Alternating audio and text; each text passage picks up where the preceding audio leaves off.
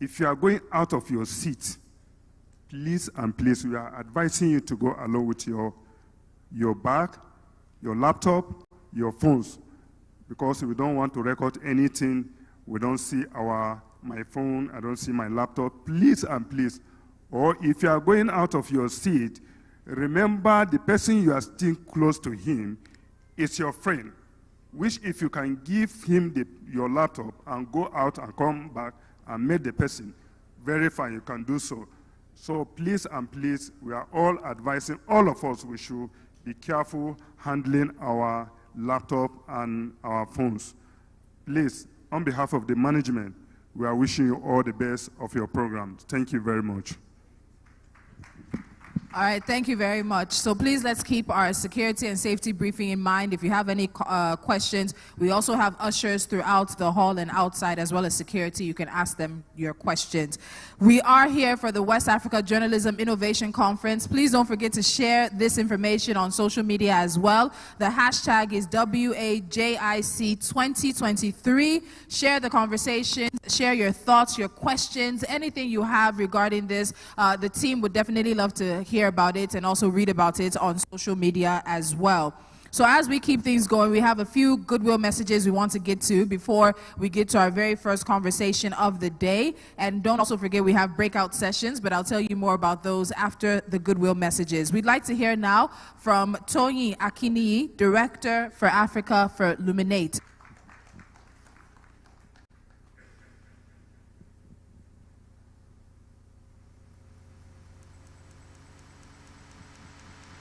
Please, Tony. Tolu.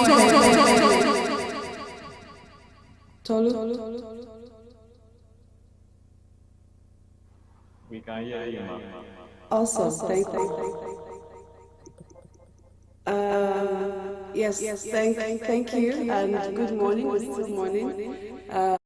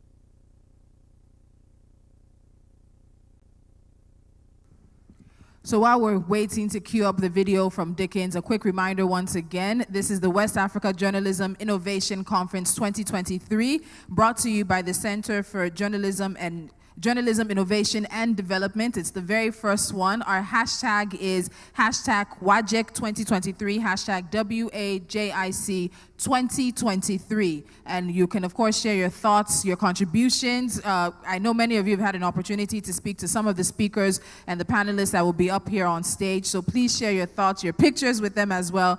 We'd love to see it. And, of course, make sure that the conversations continue. So further on, we'll have a conversation between Dapo Olorunyomi and Richard Gingras. He's the Global Vice President for News for Google. We'll also be getting into our first panel session after that, which focuses on artificial intelligence, digital innovations, and the future of journalism. We have breakout sessions. You have 3 workshops that you can choose from this afternoon. The first one is Data, Insights, and Business of Journalism.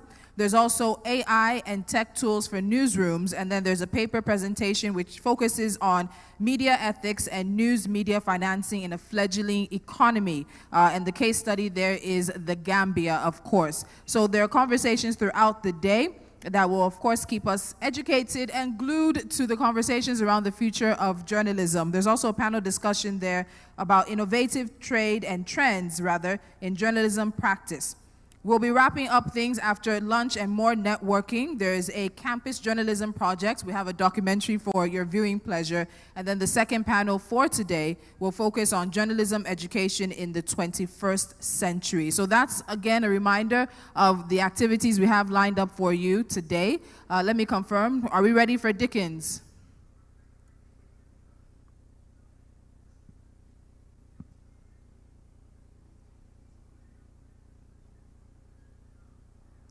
All right, I think we'll have to move on and come back to that in just a little bit. So before we get into the conversation that Dapo will be having with Richard, Richard is going to address us for a few minutes. And I was just quickly looking at how many users Google has. And Google is probably the search engine that all of us use the most. It has dominated, of course, the internet in many ways over the years. But I think many of us simply don't really understand the scope of what Google can do for journalism and for the press and media. But also, I think some of the areas in which Google itself is looking to the future. Over 400 billion monthly users, I believe, is the number. And that's not 400 billion. 4.3-something billion, there we go. 4.3-something billion monthly users, and that's the size of many, many continents and countries put together. And that's also a very weary and burdensome responsibility that Google itself carries with it. So Richard is an American internet executive and entrepreneur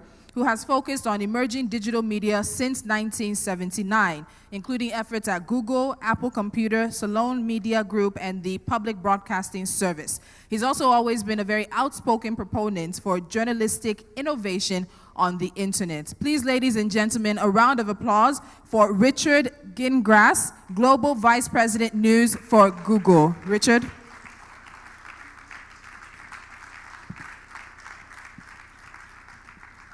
Please, let's keep the round of applause going. He made a trip to be here with us, and I'm very sure the next few minutes of his time are going to be very valuable.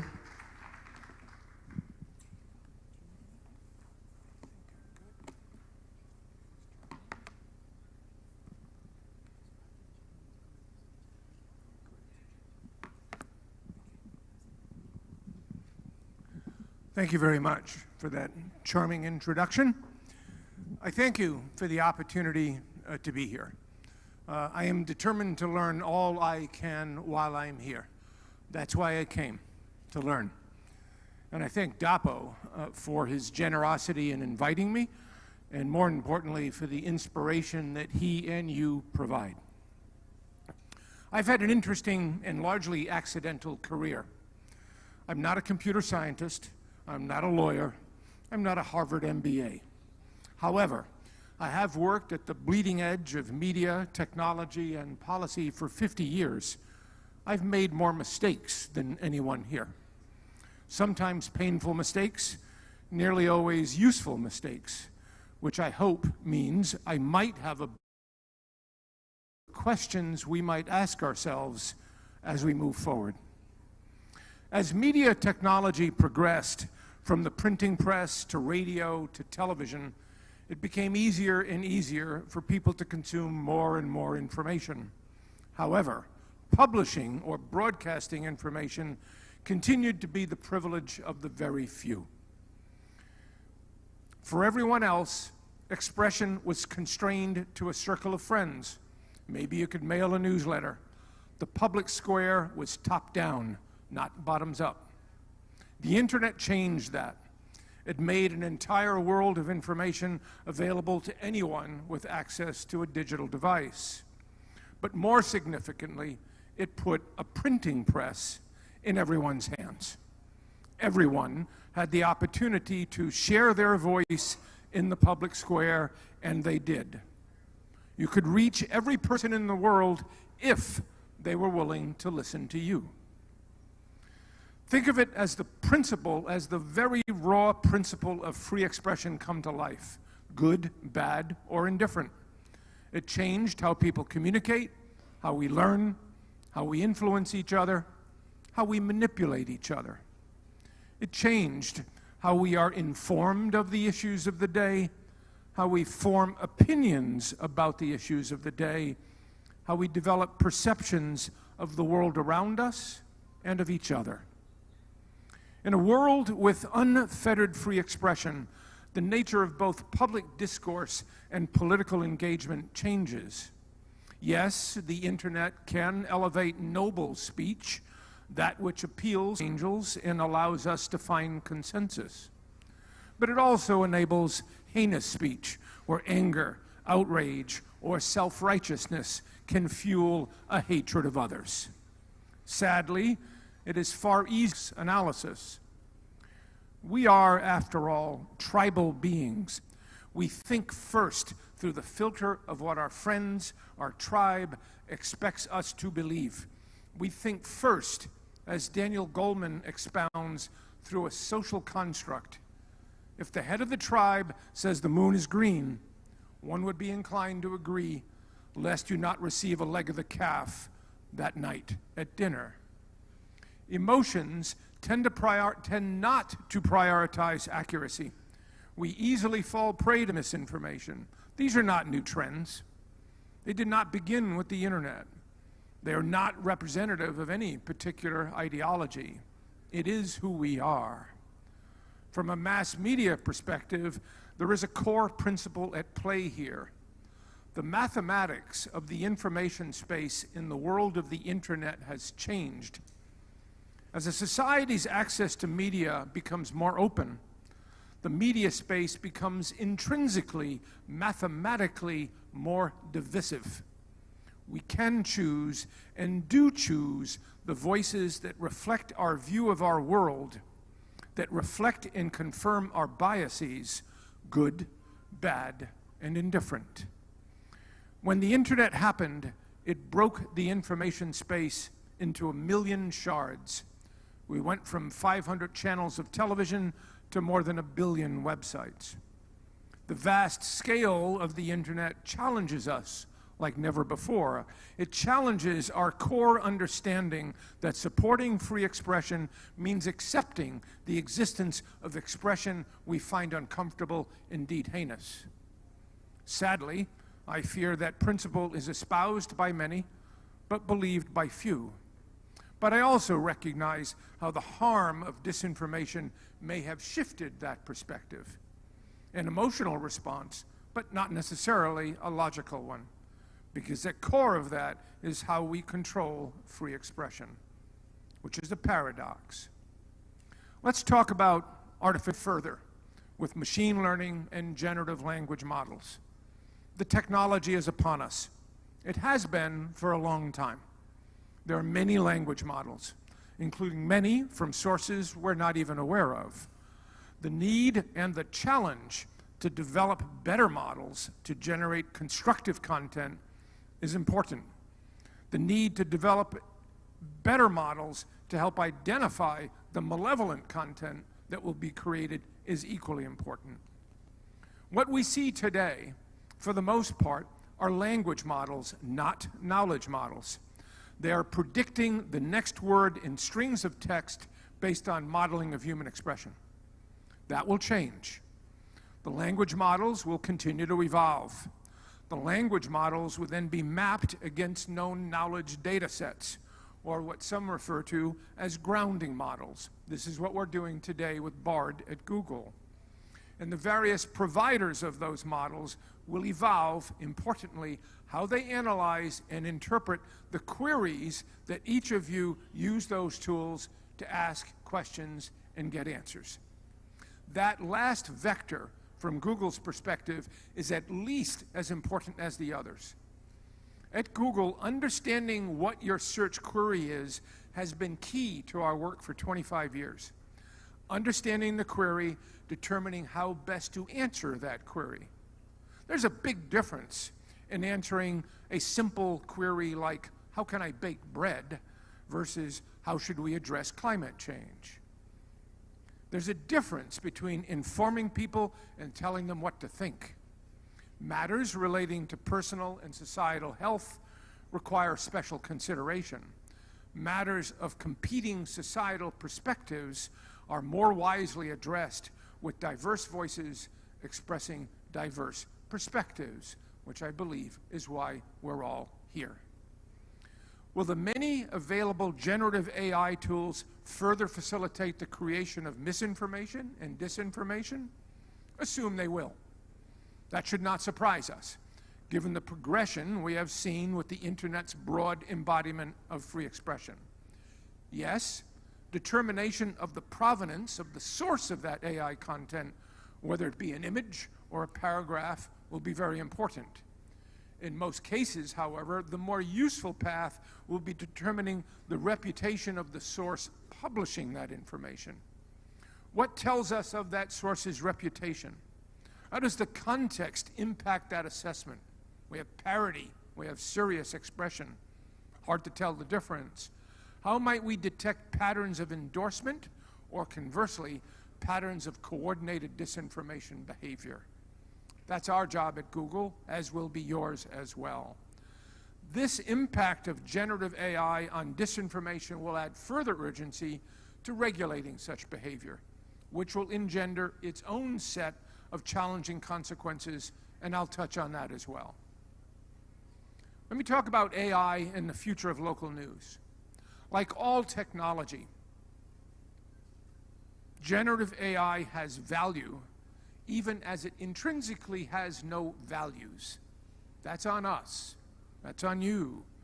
There is value in generative AI in the domain of news, particularly local news.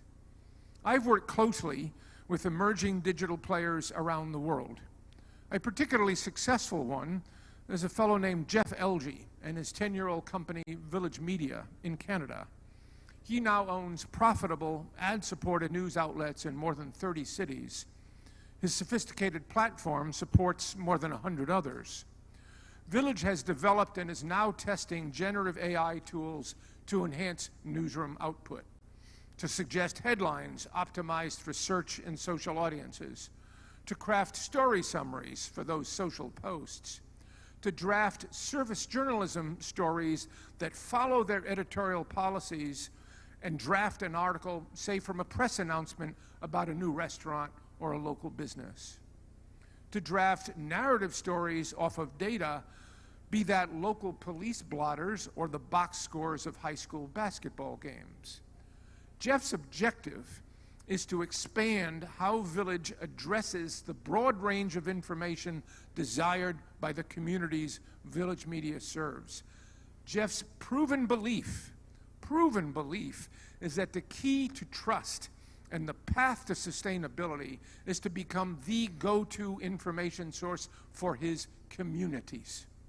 He believes his news sites must go beyond accountability journalism to gain broad audience reach that will generate ad revenue to pay for the journalistic work and broaden the audience for that accountability journalism. There is great opportunity and business value in enriching the fabric of a community by addressing the overall information needs of that community. I fear we don't use such approaches, if we don't use such approaches to bridge the divides in our societies, the important accountability journalism we do produce will not be heard beyond the depths of our own silos. Relevance. Journalism is facing a crisis of relevance. How can journalism play its role of enabling informed societies if its efforts are not perceived to be relevant and valued? The Reuters Institute tells us that less than 10% of our societies regularly consume what we call serious news. Google tells us that less than 2% of search queries are about matters of serious news. How can we reach those who don't care or lost interest? We hear it from our friends. They avoid the news. It makes them sad or anxious or fearful. They find solace in other ways, binging on the latest television series or feeding their addiction to TikTok. I do as well. How do we build trust in an untrusting world?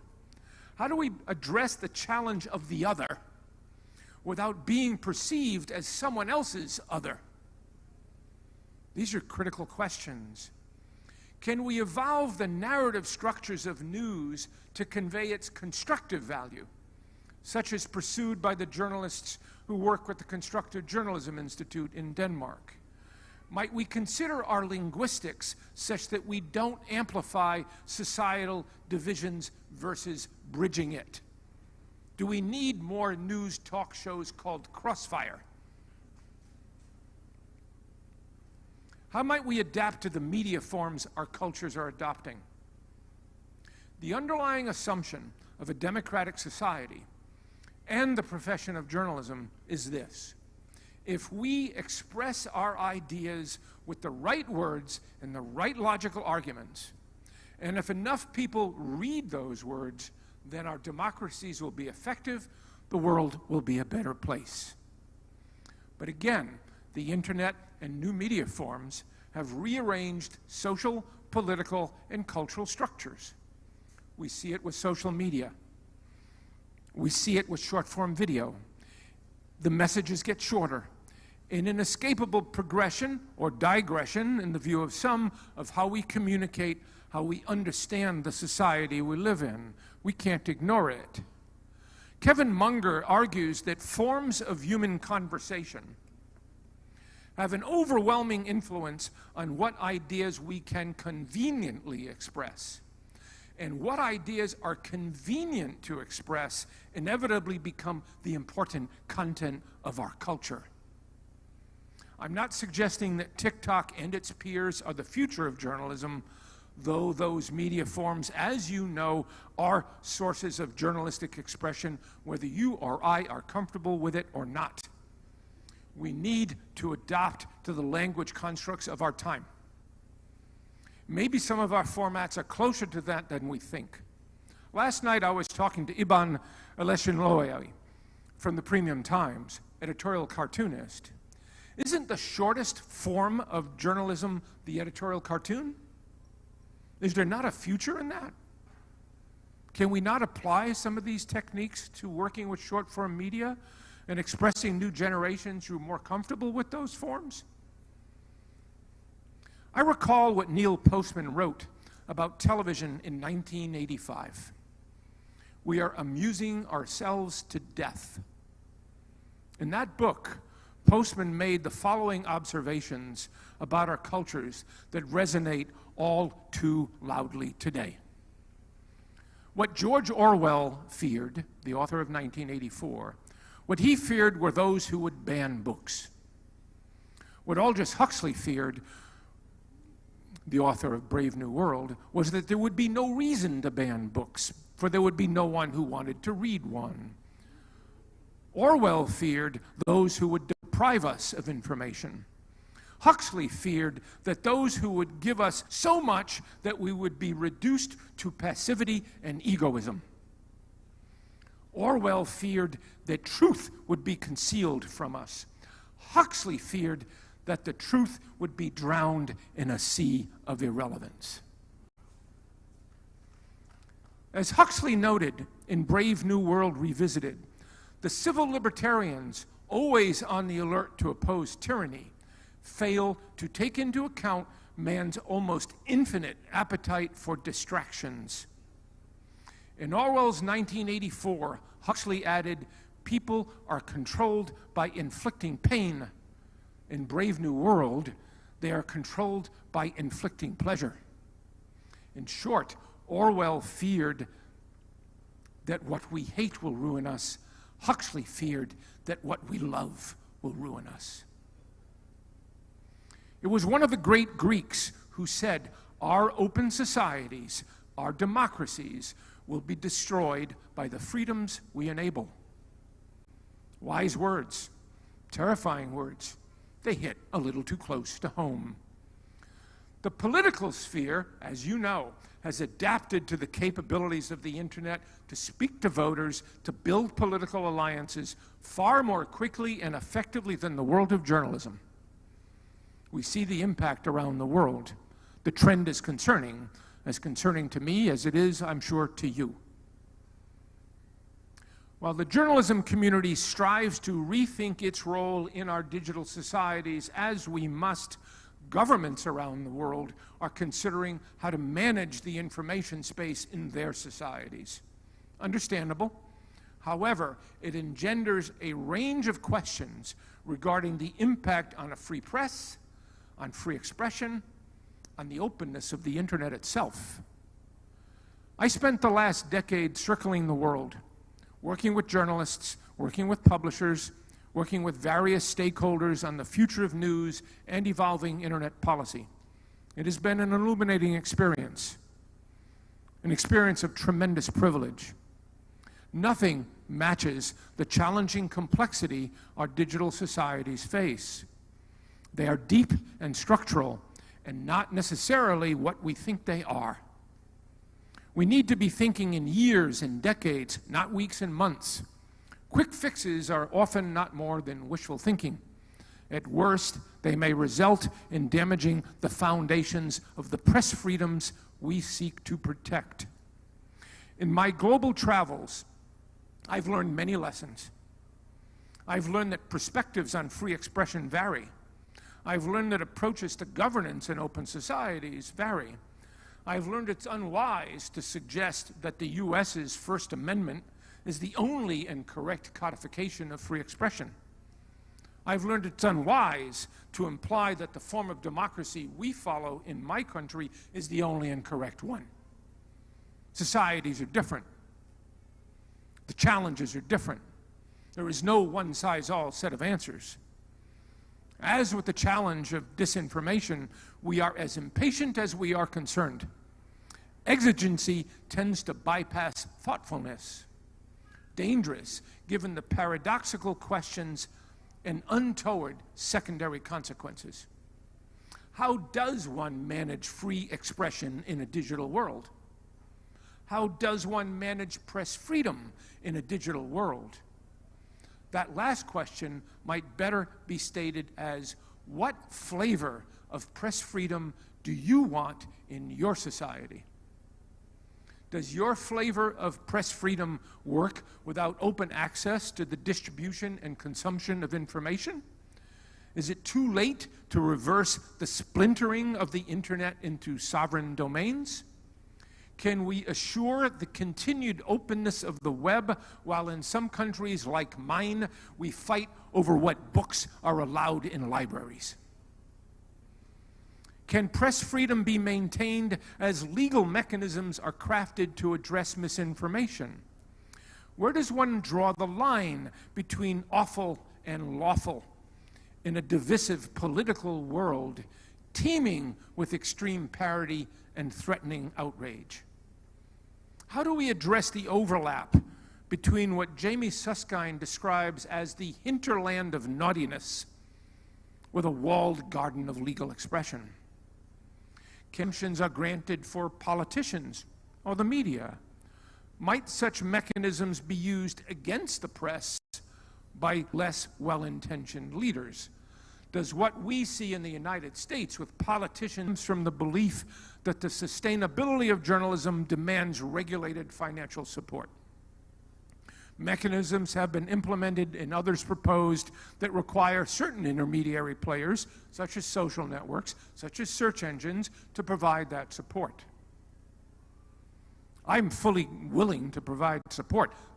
The approach matters. The approach matters. How do such approaches enable the press but not create political or legacy bias? Will any mechanism actually benefit quality journalism, or will it simply preference embedded players? Will emerging voices, who you represent in many cases, be stifled by those embedded players? Is your flavor of press freedom one where press freedom is managed by a press association, as we see in some countries? Who is allowed to be a journalist? What are the journalistic principles they are asked to uphold? How are those enforced? How does the association restrain or stimulate the emergence of new voices and new players? Will remuneration rights, such as copyright, benefit the creation of quality journalism for local communities? Or will it disproportionately support high-volume producers of a vast wasteland of digital content, including what many will consider misinformation? We are at a seminal point in the evolution of digital societies. We are at a seminal point in the role of the press in those societies. Are we considering these questions with the thoughtfulness and care they deserve? One last observation. I've been reading a lot of history of late. Always interesting, always the same. We seem to decline every opportunity to learn from experience. Instead, we determinedly repeat, indeed acclaim, past misbehavior. It's rather damning of the future of our societies.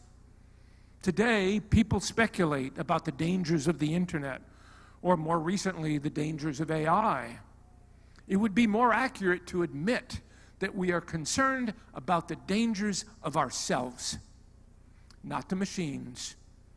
The AI models being built are learning from the vast expression of humankind, both principled and not, sometimes in quest of a common good, often not. But that is the history of our species, is it not?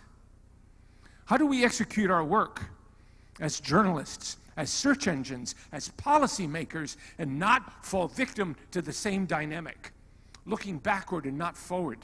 Sometimes learning, sometimes not. What are the underlying principles being pursued? To what extent are those principles truly about the common good or self-interests? We must think beyond the memes. We press in those societies. May we consider these questions with the thoughtfulness they deserve. I thank you for...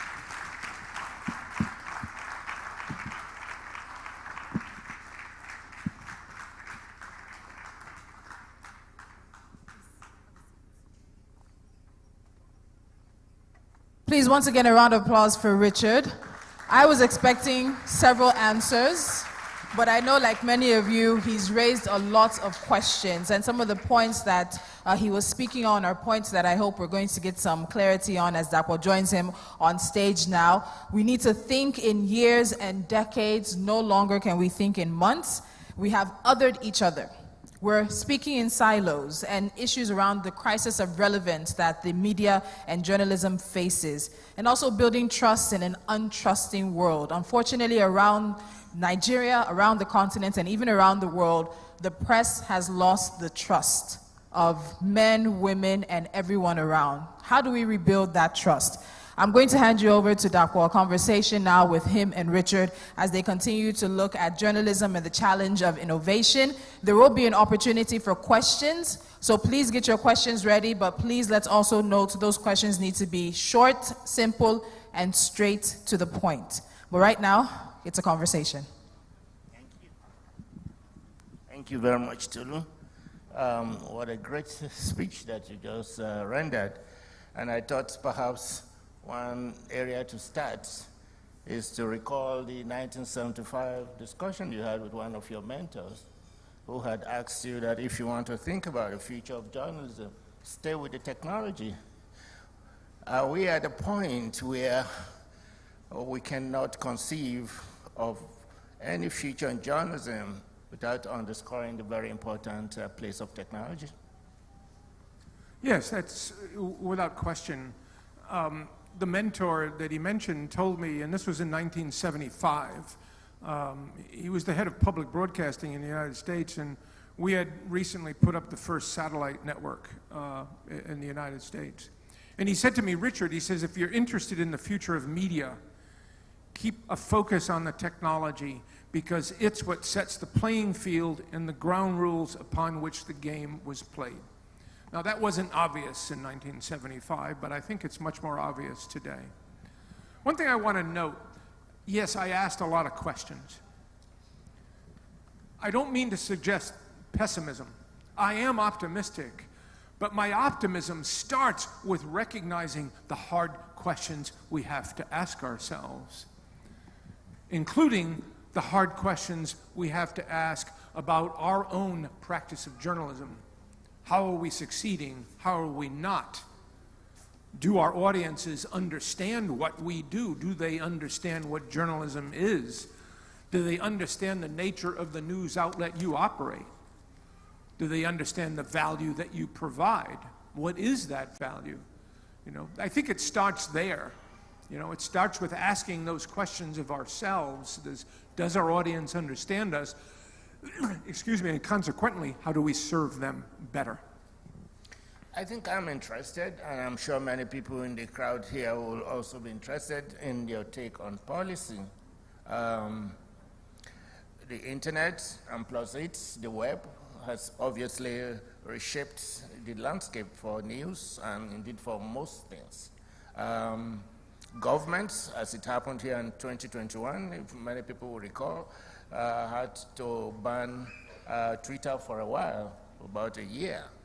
So there's a big challenge in how to think of, one, toxic content at one point, and how you want to also, governments probably have some good points at a point. I say, we want to save the community from this toxic content, fake news, hate speech and all that. Do I think that you are a little bit open-ended in your own proposal about how to regulate? Because indeed, regulation is a challenge here. How do we proceed? Yeah. No, it is a challenge. And when I ask those questions, I don't mean to suggest that there isn't a need for regulation. The question is it smart regulation?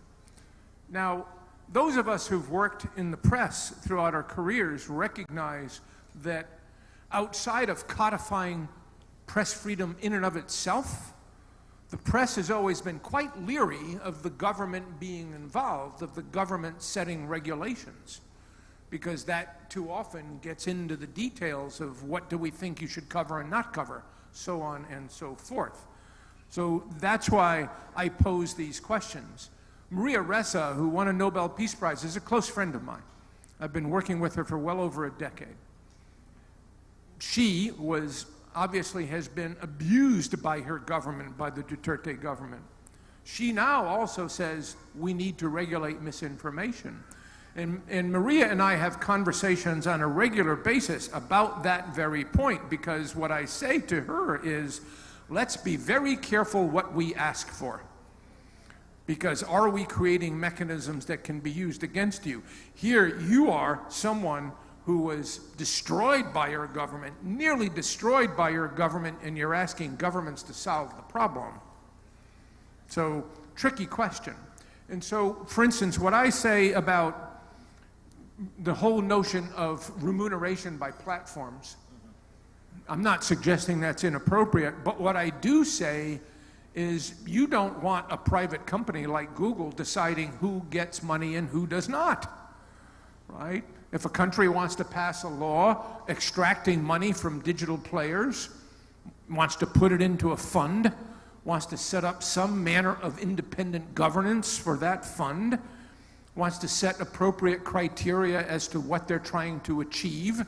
Is it about supporting sustainable journalism? Is it about supporting innovation? Is it about fueling the development of emerging voices? We need new voices. That's why I'm here. That's why I have such regard for DAPO, is because where we're seeing the innovation is almost entirely from the emerging voices. So in crafting these approaches, whether it be misinformation, whether it be publisher remuneration, whether it be copyright, there are good and bad ways to do it. And it's always a challenge when you get into the regulatory process. I don't mean to go on, but one of the things I've often said, and sometimes this is hard for Google to understand, I work in a culture of engineers. I work in a culture of people who are logicians. They think every problem has a logical solution. Have you ever worked in politics and public policy? Logic seldom gets invited into the room, right? So let's just be careful of the conversations we have. Let's be careful what we ask for to make sure we get the result we actually deserve. And I agree with you. I mean, I love the little anecdote about, the logic and the logic of politics. But let me play the devil's advocate here on behalf of governments. And they will agree, okay, it's fine. You guys go ahead and regulate the print sector. But we have a situation in broadcasting that is really crazy, and then they throw Rwanda at you. See the kind of mayhem that happened in Rwanda, which still, they use that as a basis of saying, well, government must still try to regulate. We have it, that we hear that kind of arguments here too. And how will you weigh in on that? Well, you get into several issues there. One is, I think in every society, are we doing our utmost to make sure that there are authoritative sources of news available and in existence? And are we stimulating their creation? Can we overwhelm bad information with good information? Are we doing the right thing with fact-checking as best we can to help people understand the difference between these things? And in regulating misinformation, and again, what is one trying to regulate? There's always the interesting question of hate speech. How does one define hate speech? It's a valid concept. In the United States, hate speech is a very high bar. You pretty much have to be saying, meet me at this location, bring your guns, we're going to attack someone, right? But unfortunately, often, as we know, as we see in our politics, driving outrage, driving hate can be done with extraordinary nuance. So it's a particularly challenging problem to address. But here too, I think it's ultimately on all of us in the institutions that we lead, be they news institutions, civil societies, be they governments, be they platforms, do our best to uphold principles, right? We try to be very clear about our principles with Google Search. We try to be very clear about how our methodologies operate search. We try to do our best to enable third-party researchers to say, this is what you're doing right, this is what you're doing wrong, right? Is that a suitable approach, for instance, to the concept of algorithmic accountability? Again, I'm not suggesting there aren't thoughtful approaches. I think there can be, but we need to kind of go through those levels of understanding in detail to get there. I want to cycle back again to the arguments that you made regarding regulation of sort. Seeing what the battle had been in Australia, in Canada, and I think increasingly now in California, where you come from, and you've proposed something actually very revolutionary here today. Would you be comfortable, say, if, and this hit Africa disproportionately, I must tell you, will you be comfortable if, say, a mechanism, a body in Africa engages with institutions like yours to say, listen, we have to rebuild the media, and we have to rebuild it for development's sake, for democracy's sake. This is what has been lost, in terms of the erosion of resources to tech. Are we at that point, or is this just Richard who's a more liberal attitude? Do you think your industry is open to that kind of conversation? I can't speak for the industry. I can speak for ourselves. And I wouldn't say that today if we didn't mean it.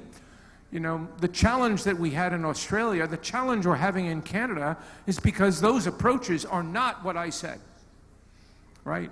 The approach in Australia was driven by some particular big global media companies to benefit particularly those big media companies, right?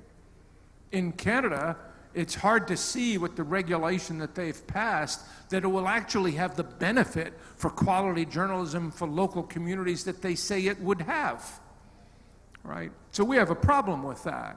In Canada, they also imposed, they're the first country in the world to have crafted a law that imposes a link tax that says that Google search has to pay for the links we include to news organizations in search.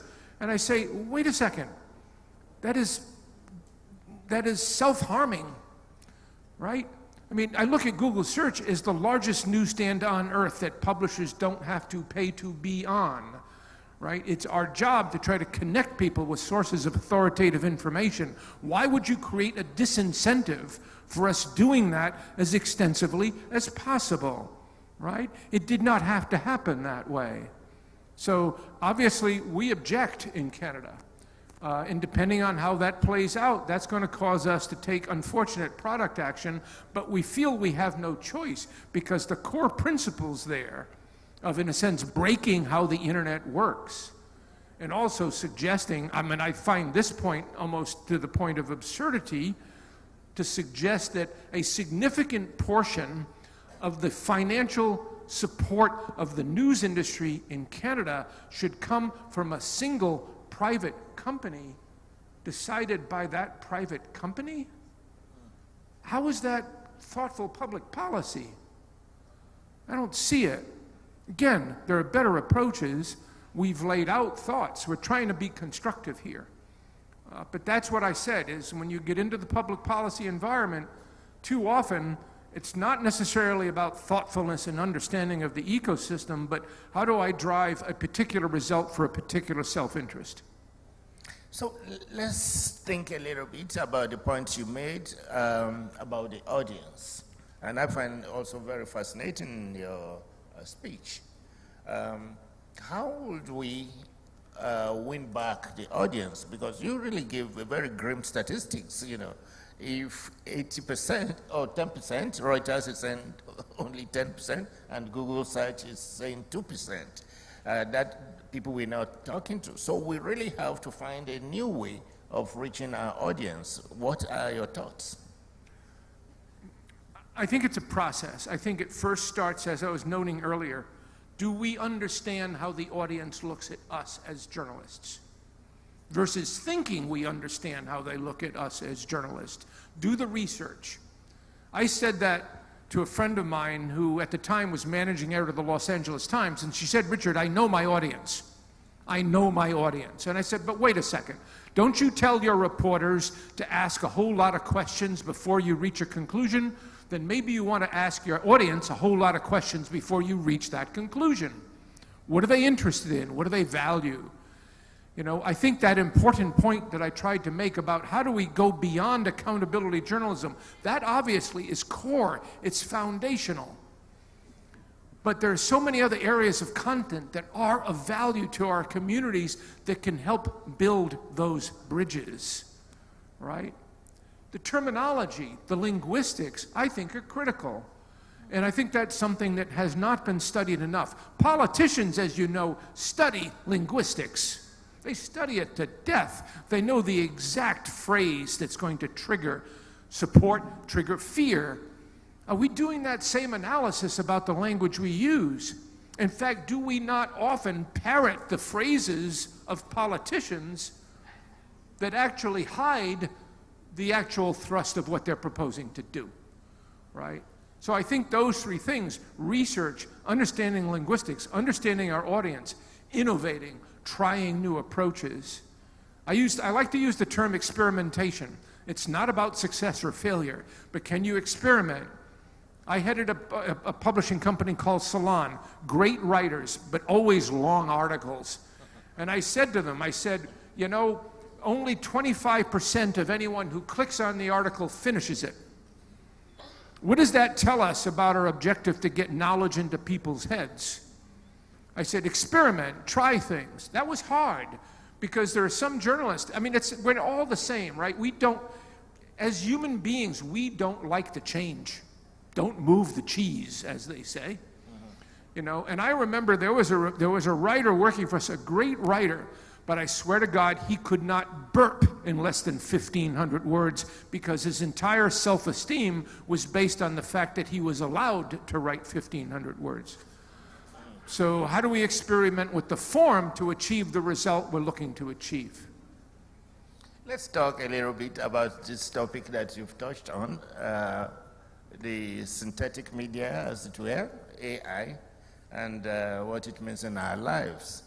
The reality in our own market here is the disruption is going to be far greater. But there's here a hint of hope in your own presentation. Can you help walk us a little further to get some sense of what the points of hope are? Yes, and again, we just have to acknowledge the technology is there. The technology is going to be used by the bad guys. Not necessarily I mean, we'll try to make sure our technology isn't used by the bad guys, but there's going to be a lot of technology out there. But I do look at the positive side. And in fact, I think it's really important. Right now, the journalism community, my sense is, thinks of AI with fear. They think of AI as being about efficiencies that lose jobs. And I go like, oh, but wait a second, let's go beyond that. Let's go beyond that. Yes, there are efficiencies.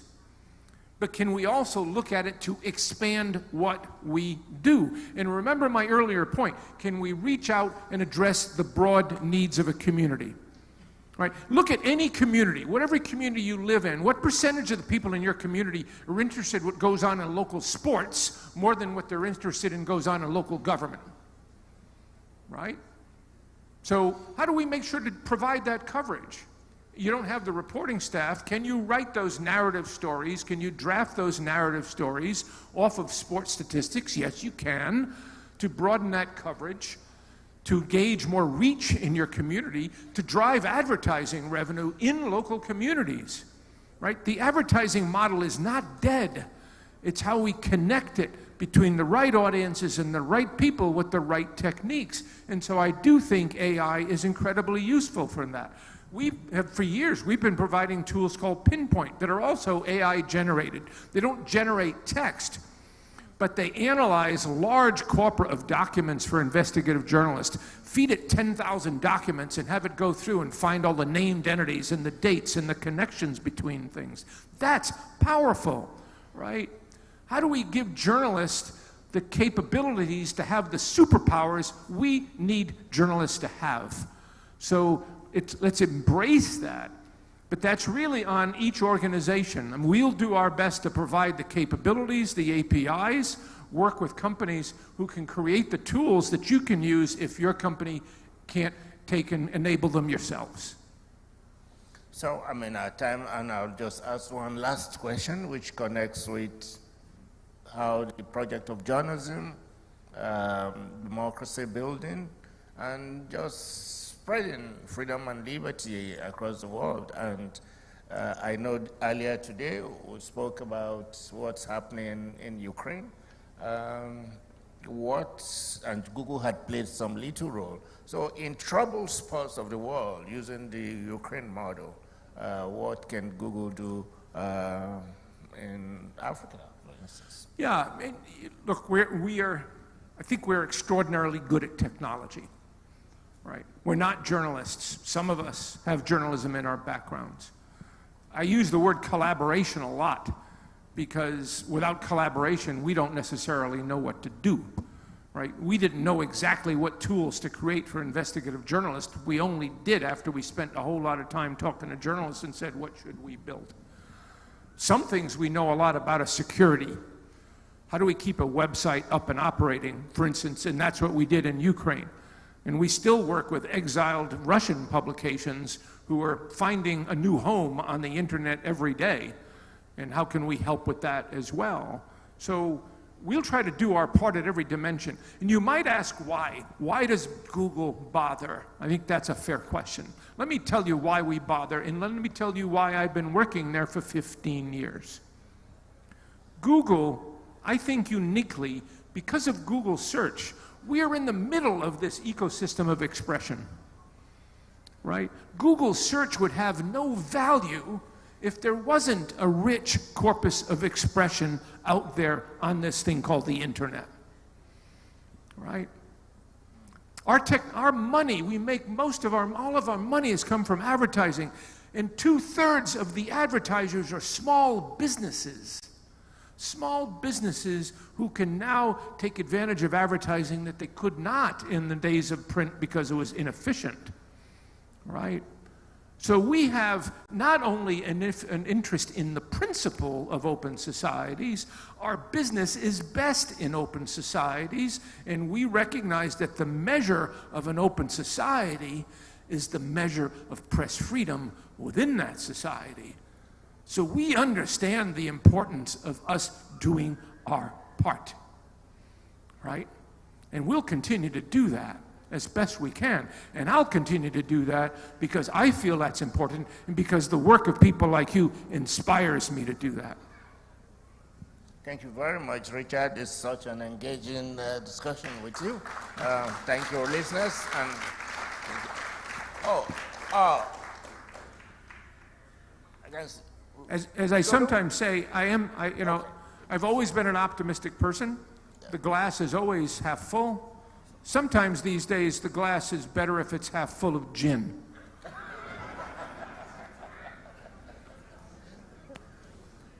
In these 2 seconds, can you pronounce your last name for us? That's become something of a big debate at the back. Okay, seat. so in English-speaking countries, it's best pronounced Gingras. However, I had to testify in Canada recently. They said, Richard, come to Canada, you must testify. And when they introduced me, because Canada is French and English, and I am of Canadian heritage, they introduced me as Richard Gingras. And people at Google said, Richard, they mangled your name. And I said, actually, no, they got my name right. So Gingras is the correct French pronunciation. Gingras, I'll gladly accept. All right, thank you so much for that, Richard. So we're going to questions from the audience now. The ushers are in the aisles. Please remember, straight, simple, and short. We want to kiss, right? Keep it straight, simple, and short. So introduction, your name, if you're representing an organization, please do that as well. But let's take questions, and let's be very straightforward to the point.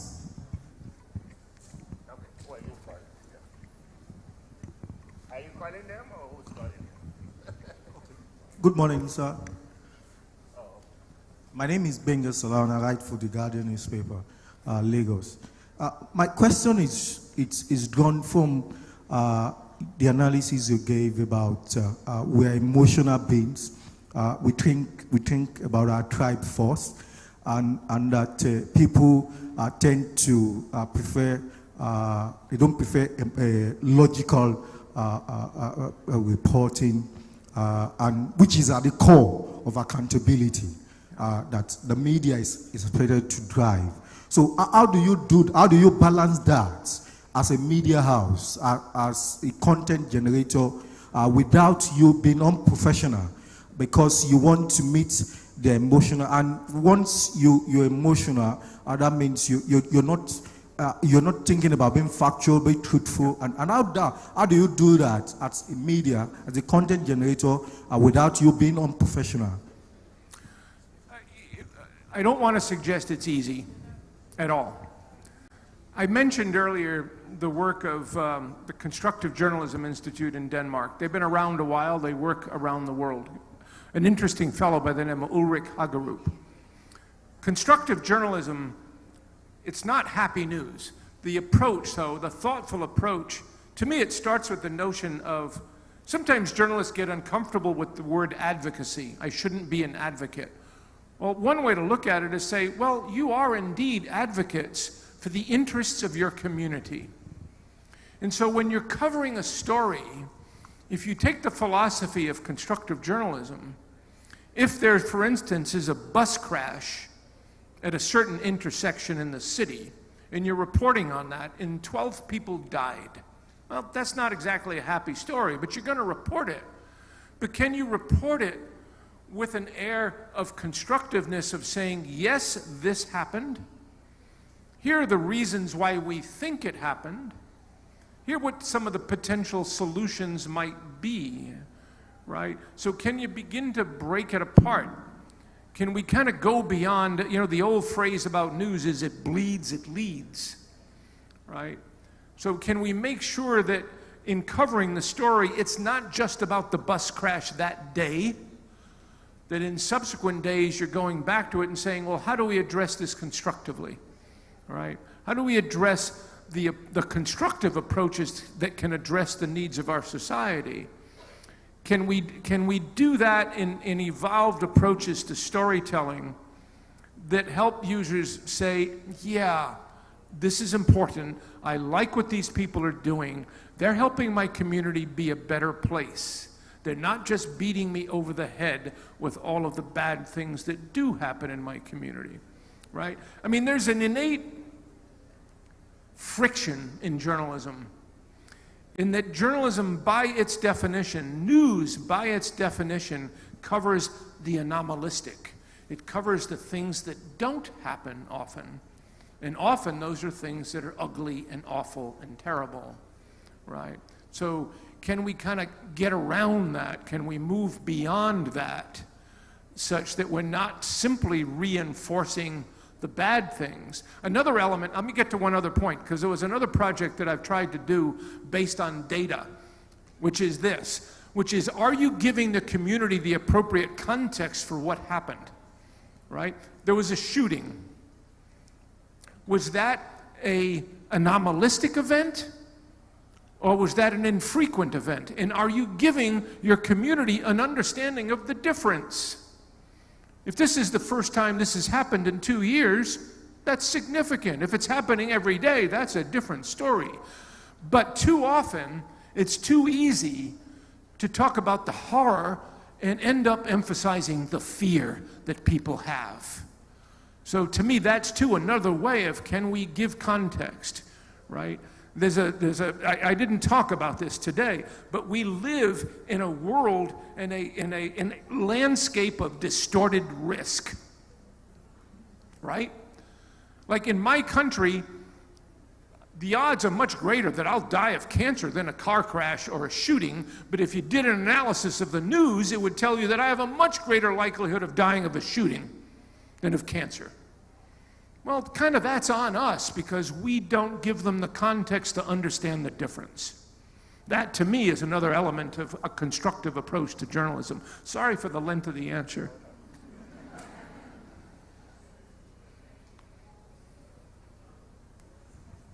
You have to pick your people from the front, because how do they know? Over here. Thank you. My name is Haruna Mohammed. I am the CEO and publisher of Wikitimes. So Wikitimes is a small news outlet based in northeast Nigeria. My teacher tells me that Google is next to God. And that is why it's very difficult to question Google or to hold Google accountable regarding some of the decisions it makes. So one of the growing concerns publishers have, particularly small newsrooms, is that we produce content and Google make money out of those content. And I am glad you recognize that small newsrooms are very, very important for our democracy. So is that a concern you recognize at the Google, that we produce content and you make a lot of money out of the content we produce? And are we likely to see some levels of fairness anytime soon? Thank you.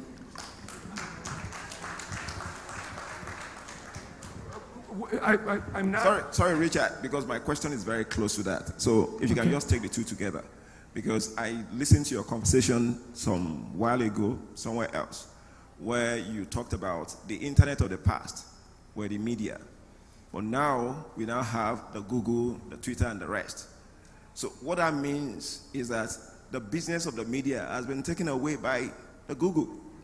So all the revenue of the Google, of the media, the Google has taken. So my question to you is, Because you suggested also in that conversation that the relationship between the media and Google should not be transactional. So what is the nature of relationship are you suggesting should happen between the media and the tech companies? Yeah. My name is Ajibola Hamzat. I'm the African editor for Center for Collaborative Investigative Journalism. Thank you. So first of all, I often hear that point that the advertising that newspapers got went to Google.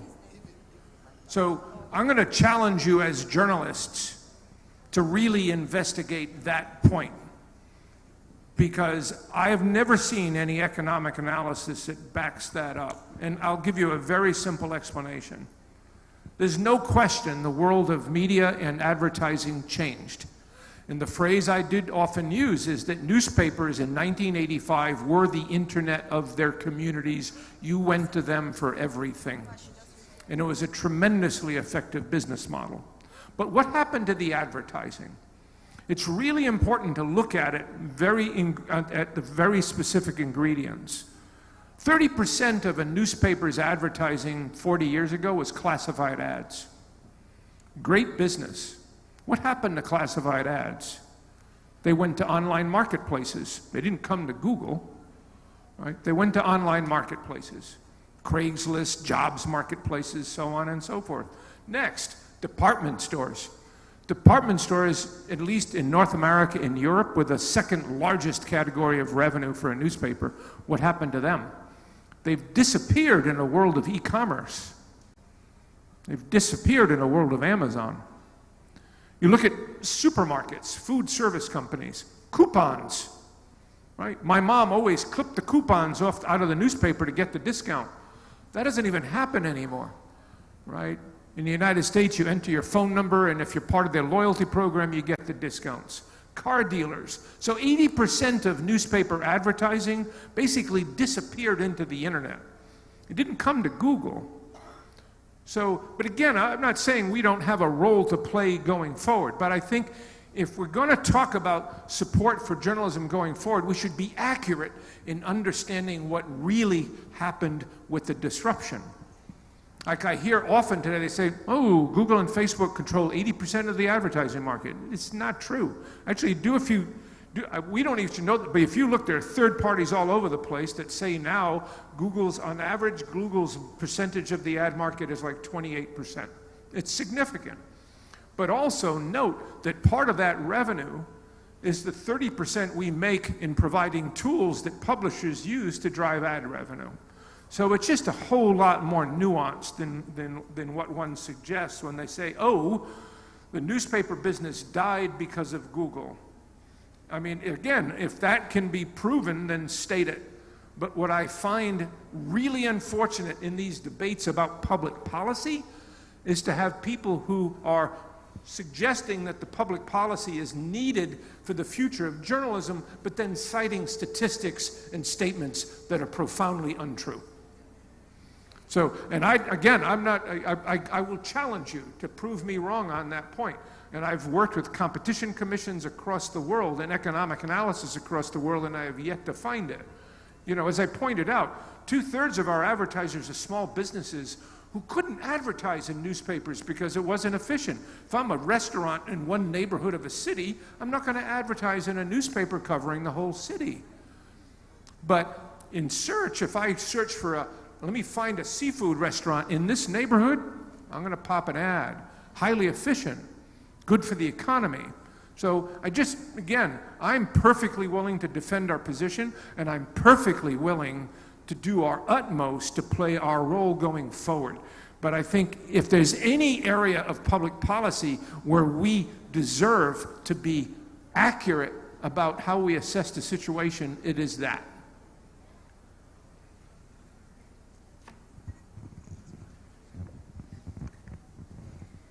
Hi, Richard. Thank you very much. My name is Adenike Aloba. I work for DataFight. And my question is around just the relationship and the interface and some of the work that we may not know about the interaction or the intersection of technology and gender. So we hear a lot of work being done around fact-checking and verification. We see a lot of work around recognizing hate speech.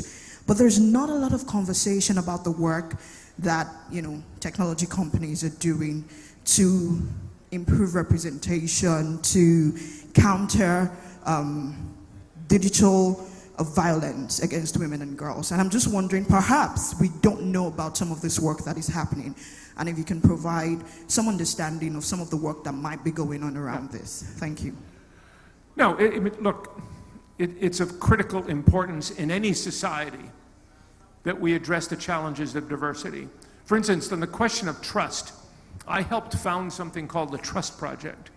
One of the things that Sally Lehrman learned in her research was that the trust in a publication is based on the user's perception that they are represented by that publication, right? If I'm a woman, am I seeing women? If I'm a person of an ethnic minority, am I seeing that ethnic minority? I think it's obviously critical, and it's critical in what we do as well. And it's obviously not a solved problem.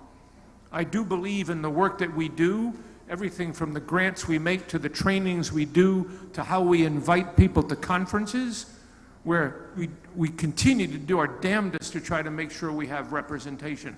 But I don't want to claim success at all. I don't want to claim that there isn't more to be done. When it comes to algorithms, I think here too, the one thing I strongly, strongly propose, and we internally agree, is are we seeing the third-party research in whether our algorithms are representing a society appropriately, right? We don't create the algorithms with those specific objectives in mind, but again, there's a 160-page document on the internet that tells you the principles of how search works.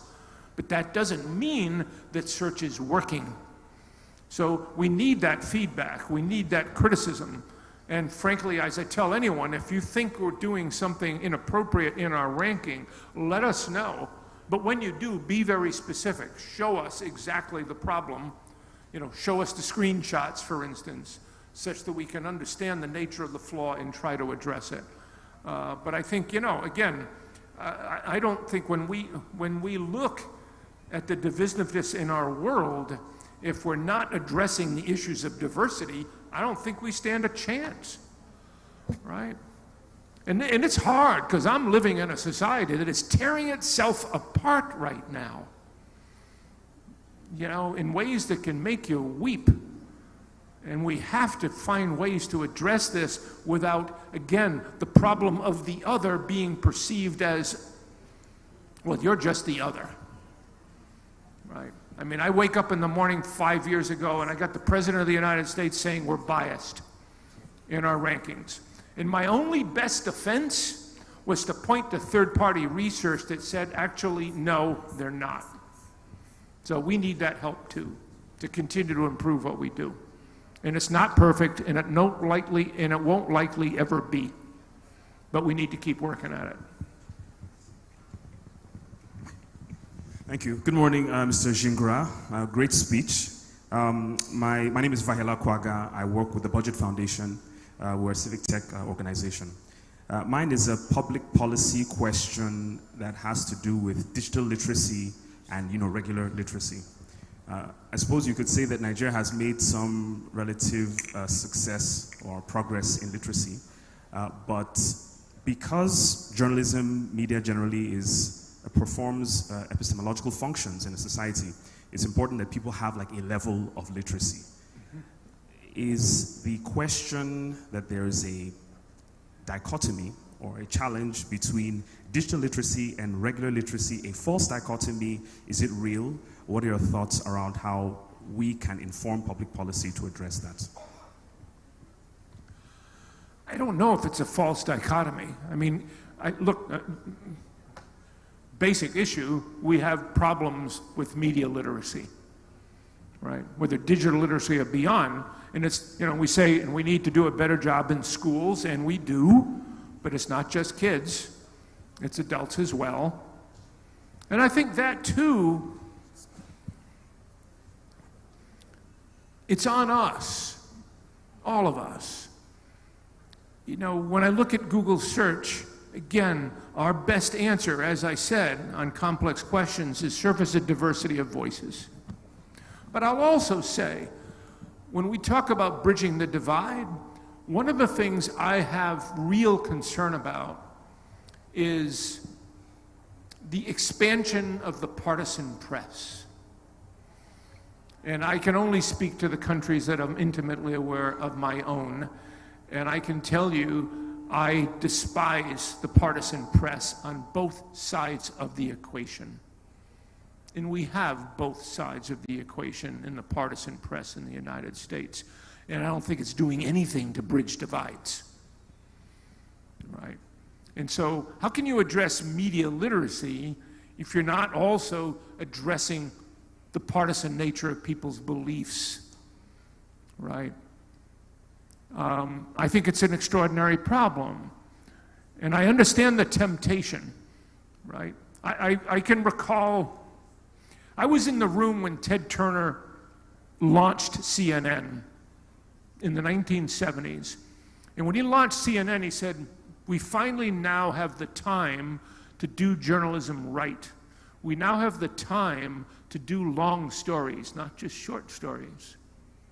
But unfortunately, what he found was that long stories were both expensive and not terribly interesting to lots of people. And what they found over time was doing confrontational chat shows was better. What does that say? What does that say about ability to get beyond this if we think, you know, our best way to be successful in media is by playing to the divides and not bridging them? You know, so there too. I mean, one of the things when I say be careful about playing to the memes, because we too easily make generalities. We too easily make generalities about tech, about big tech. We make generalities about journalism. Journalism isn't monolithic. You know, some people say journalism is about the truth. I go, whoa, whoa, whoa, whoa. When you say it's about the truth, you've probably lost half your audience, because half your audience says that's your truth, not my truth. So, you know, we need to be careful. The world of journalism comes with many voices. And so I do think that the more we can do as journalists to drive the evolution of news organizations who can see beyond the differences. I had conversation recently with Rasmus Nielsen, who does the Reuters Institute report. And he does these trust ratings. And trust, as I say, trust is in the eye of the beholder. Trust is not equal trustworthiness, right? I can tell you people in the United States trust Fox News as much as they trust Donald Trump, and vice versa on the other side. I asked him, I said, wouldn't it be better in your next report, and this is his business, not mine, says, when you do those surveys, you actually have people declare their political position on the spectrum. So why don't you do the analysis that tells us which outlets are doing the better job of being understood to be trustworthy across the spectrum, not just based on popularity with people who are confirming my bias. So we want to talk about bridging divides. I think we need to address that as well. And we need to measure ourselves against that. Because if we don't, I don't see how we get to the other side. And in my own country, the divide is getting wider, not narrower. You know, I don't think many in our country never thought we'd be in this position, and now we are. Not good. All right. Can I go on? Okay. Thank you, Mr. Richard. Oh, okay. Okay, go ahead. It's very interesting. You're talking about helping, particularly Africa, with tools to do our work. And that sounds very interesting for me. My name is Agba Jalingo. I also run a local media organization, Cross River Watch. But I'm concerned about the use of technology, the underlying intention. You mentioned it very briefly. Some of us are cynics, naturally. And I would put my hand on my chest and say that most times when big techs are offering these solutions, the first thing that comes to my mind, beyond the spread of democracy, liberty around the world, what is the underlying interest? And we have, because we don't have the capacity to produce these texts for ourselves, and we also do not have the capacity to discover the underlying interest. I could give an example. America had the capacity to discover that balloon that China sent, and they had to go destroy it. I'm very sure that if that balloon was flying over Nigeria, maybe our military will not have the capacity to discover that somebody somewhere is spying on us. So should we actually be very, very concerned? Because we had issues like NSAS. How do you formulate these algorithms in a manner that we are sure that somebody is not using these tools? While furthering our job, somebody somewhere is not using these tools to either take advantage of us or to either impose their own political agenda on us without us even knowing. We see that work with like the issue of LGBT. The way and manner some of these tech companies are throwing it on Africa is they are not taking into consideration our cultural diversity from their own. Somebody is giving us the impression that you must take it, and they are popping these things on our faces, and we suspect that that is the underlying interest for some of these tools that they are giving us. Should we be genuinely worried? Should we be genuinely concerned? Because you are capitalists, and we suspect that these things could also be part of the agenda. I think it's your job to be concerned. I would never guide you to not be concerned. I would never guide you not to hold companies like ours to account, right? It is my hope that we will do the right thing. In internal discussions, just recently, the conversations I'm having with things like AI is, are we appropriately respectful and thoughtful in addressing the needs of the different societies we work in? And be careful what we assume as a Western country about what we think is right or not right. Right? We have to do that job well. We have to reflect what's happening in each country. We have to train those models on what's happening in each country. Now, that's not going to be easy. Someone asked me the other day, there was a scientist who said, AI can never be smarter than humans. And in a sense, he was right. Because if you build a model based on the sum total of human expression, since we're kind of a dicey species, we're not always good, right? Then what's that model going to do? Does that model understand the difference between principle and efficiency? So how do you guide that model to be smarter than humans? And who's guiding that model to be smarter than humans? And who says the right answer? What is the right answer for Nigeria versus the United States versus any other country? So, look, it's my hope and it's my work to do our best to be responsible. It's your job and it's your work to hold us to account. Hi, my name is Natalia Gumenyuk, the founder of the Public Interest Journalism Lab from Ukraine, and I hope my question would be helpful to publishers and editors in the room. Do you now elaborate and work on how technology can find new measurement of the success of the journalism beyond clicks and likes? So there should be something else, because this particular way is favorable for the tabloid journalism. With the example, in particular, for instance, you've spoken about the trust, yeah. Do you think there should be a technological way to measure trust? So for instance, what we were doing before the big war, when there would be a story about the vaccination or any controversy, we would experiment and we would show this story for the various audiences, polarized audiences, and would measure the trust, whether the story would be trustful by people from different profiles. Yet we did that with polls, surveys, focus group, which is lengthy, expensive, and nobody else can afford that. So we thought, like, maybe there are other ways to do that, and are you thinking really about these things beyond you advising to the colleagues from the Reuters Institute? Yeah. Thank you. I am, because I've mentioned several times research, and I am continuing to look for third parties, because one of the things when I've been asking publishers for the last several years, what kind of research do you do? And sadly, 98 times out of 100, they tell me, oh, we don't have a budget for that. Or, oh, we study our logs. And I say, well, but you're not studying your market, your community. It's expensive. So I've been looking for, are there third parties who can do this kind of research on a syndicated basis, you know, where the templates are easy for various publishers to adopt. I don't think it's something that we can do for publishers, but it's something that I would like to see enabled from a research perspective. But I think to your core point, it is critical that we figure out new ways to measure trust. Now, you know, again, I work largely on Google search. I did work on our social network, Google+, the failure that I am so glad we had, seriously.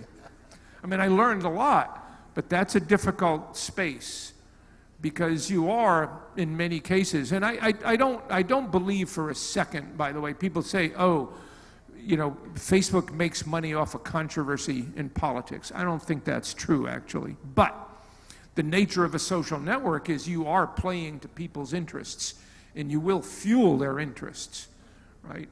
I'm a woodworker. I go on YouTube, and I look at one woodworking video, and they're going to feed me another 12, right? It's kind of the nature of that beast. But in these issues, it is obviously so much more complex. And I think that's the kind of work that has to happen. You know, I'll give you another example with fact checks.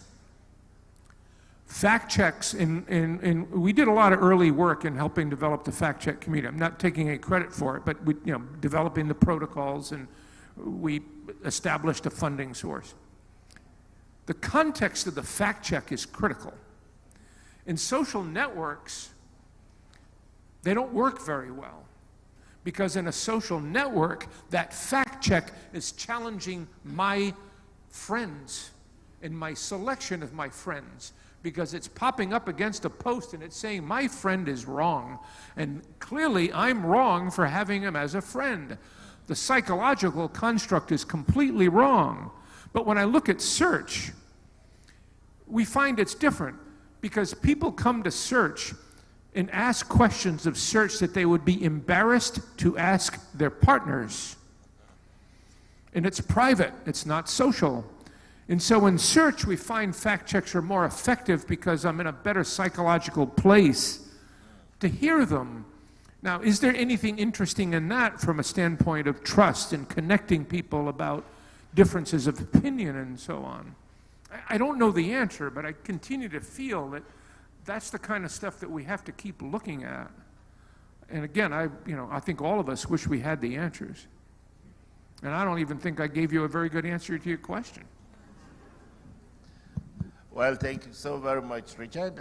We could go on and on and on, but obviously we have to call it a stop at this point. So enlightening, and thank you so much for just the range of information that you've brought to bear on this. Thank you so very much, everyone in the audience. Very thoughtful questions, and I hope we're leaving here richer for it. And I thank you, Dapo, A, for having me. And I cannot say this enough. I am an extraordinary, fortunate individual to be doing what I'm doing. And I feel really inspired and responsible to try to do the right thing. And I'm so immensely thankful and appreciative of the work that you do. I'm so amazingly impressed and pleased to see the students you're bringing into this. You know, I've got children and grandchildren. I'm apologizing to my grandchildren on a regular basis for putting them in this world and telling them that, unfortunately, it's up to you to solve the problems that my generation created. So thank you. Thank you for trying to do that.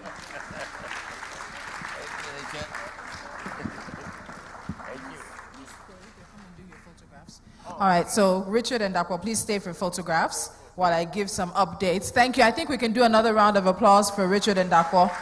I know we had much more and many more questions from the audience, but we do have networking opportunity, and Richard is also with us tomorrow as well. So don't necessarily bombard him, but catch him when you have the time to further the conversations that he has brought up here. Thank you once again, Richard. Thank you so much, Dapo.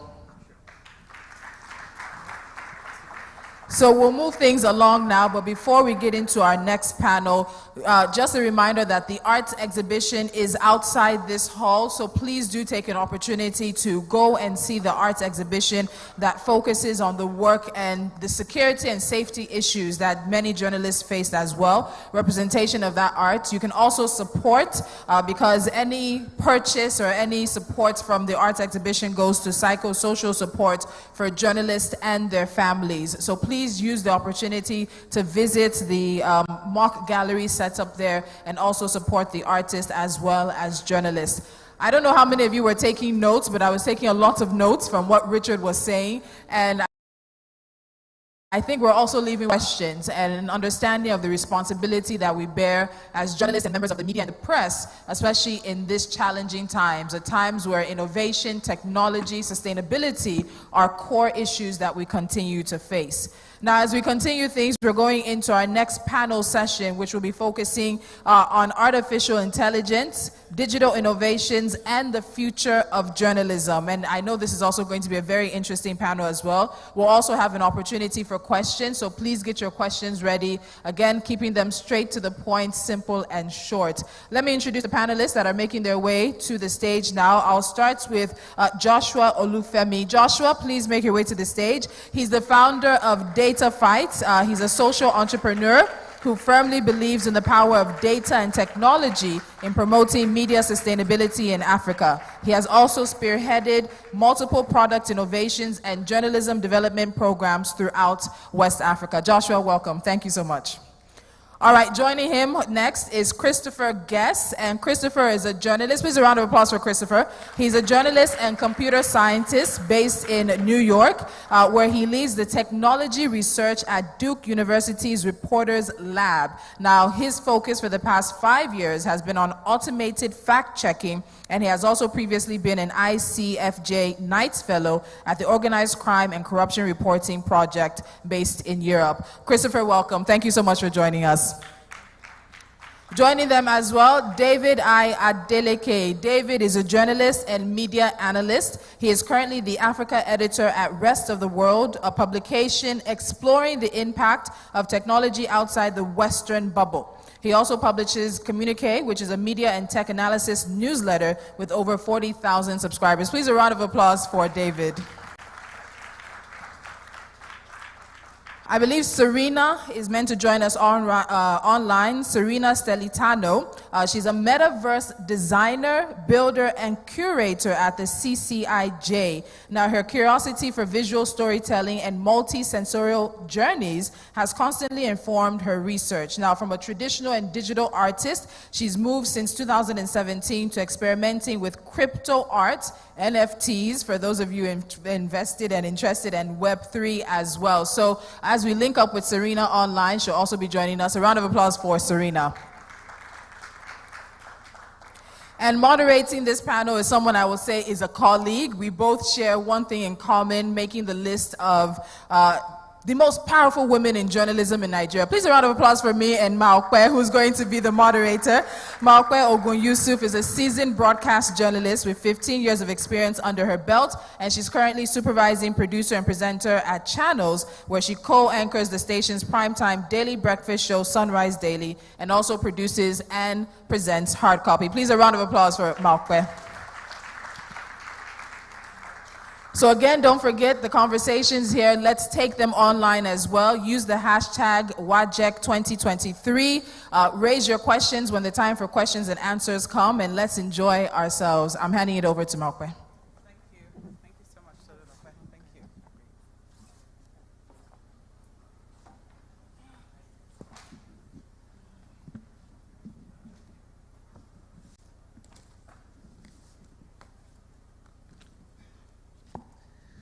Good afternoon, everyone. It's a real pleasure to be here. Tolulope, thank you very much for that very swift introduction. And we have more than one thing in common. It might interest you to know that in my language, my name and your name mean the same thing. So my name translated into Yoruba will be Tolulope. I hope that that's also very comforting for you. Oh, well, thank you so much to CJID for putting this together. I think that you were born for a time such as this, talking about journalism, innovation, and development. And for me today, I'm here as a sponge. I don't know about you. I'm here to learn. I'm here to hear what the ideas are around innovation and development, especially as regards the field of journalism. Only recently, I had I don't know whether it's the fortune of reading a book. It's titled Truth, Merchant of Truth.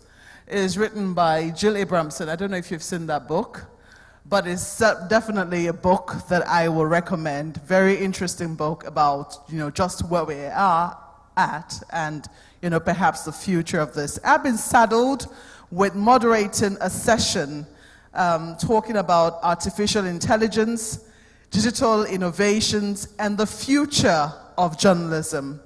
For those who are wondering what artificial intelligence will have to do with our jobs, I don't know if we're able to draw the connection already, but whether or not you understand artificial intelligence is already here to stay with us. Talking about deep fakes, talking about breaking news, all the other things that are coming up in terms of trying to ensure that technology drives the profession which we currently are in, and the dangers around it. But right now, we're not looking at the dangers. We're looking at innovation and the future of this, I shall say, noble profession called journalism. So I'm going to start with very brilliant members of my panel. I'm going to say very sincerely that I did try to check out Serena Stelitano, and interestingly, I found nothing on her on the internet. And when Tolulope talked about crypto, I said, oh, maybe that explains it. The people who try to, play behind the scenes. So I'm going to start with you, David Adeleke. You are the Africa editor of the Rest of the World. And I found your area very interesting, the fact that you're trying to do news outside of what you call the Western bubble. What precisely has made you choose that? Because it would seem that really, a lot of what it is that we're doing, a lot of what to do is take a cue from what the major media houses are reporting. So what exactly has made you say, this is what you want to do, and how are you finding it, doing it, and also getting your message heard, considering the fact that this is what you're doing outside of a bubble? All right. Good afternoon, everyone. So just to be clear, I'm not the founder of the publication. I just work at Rest of World, not Rest of the World, Rest of World.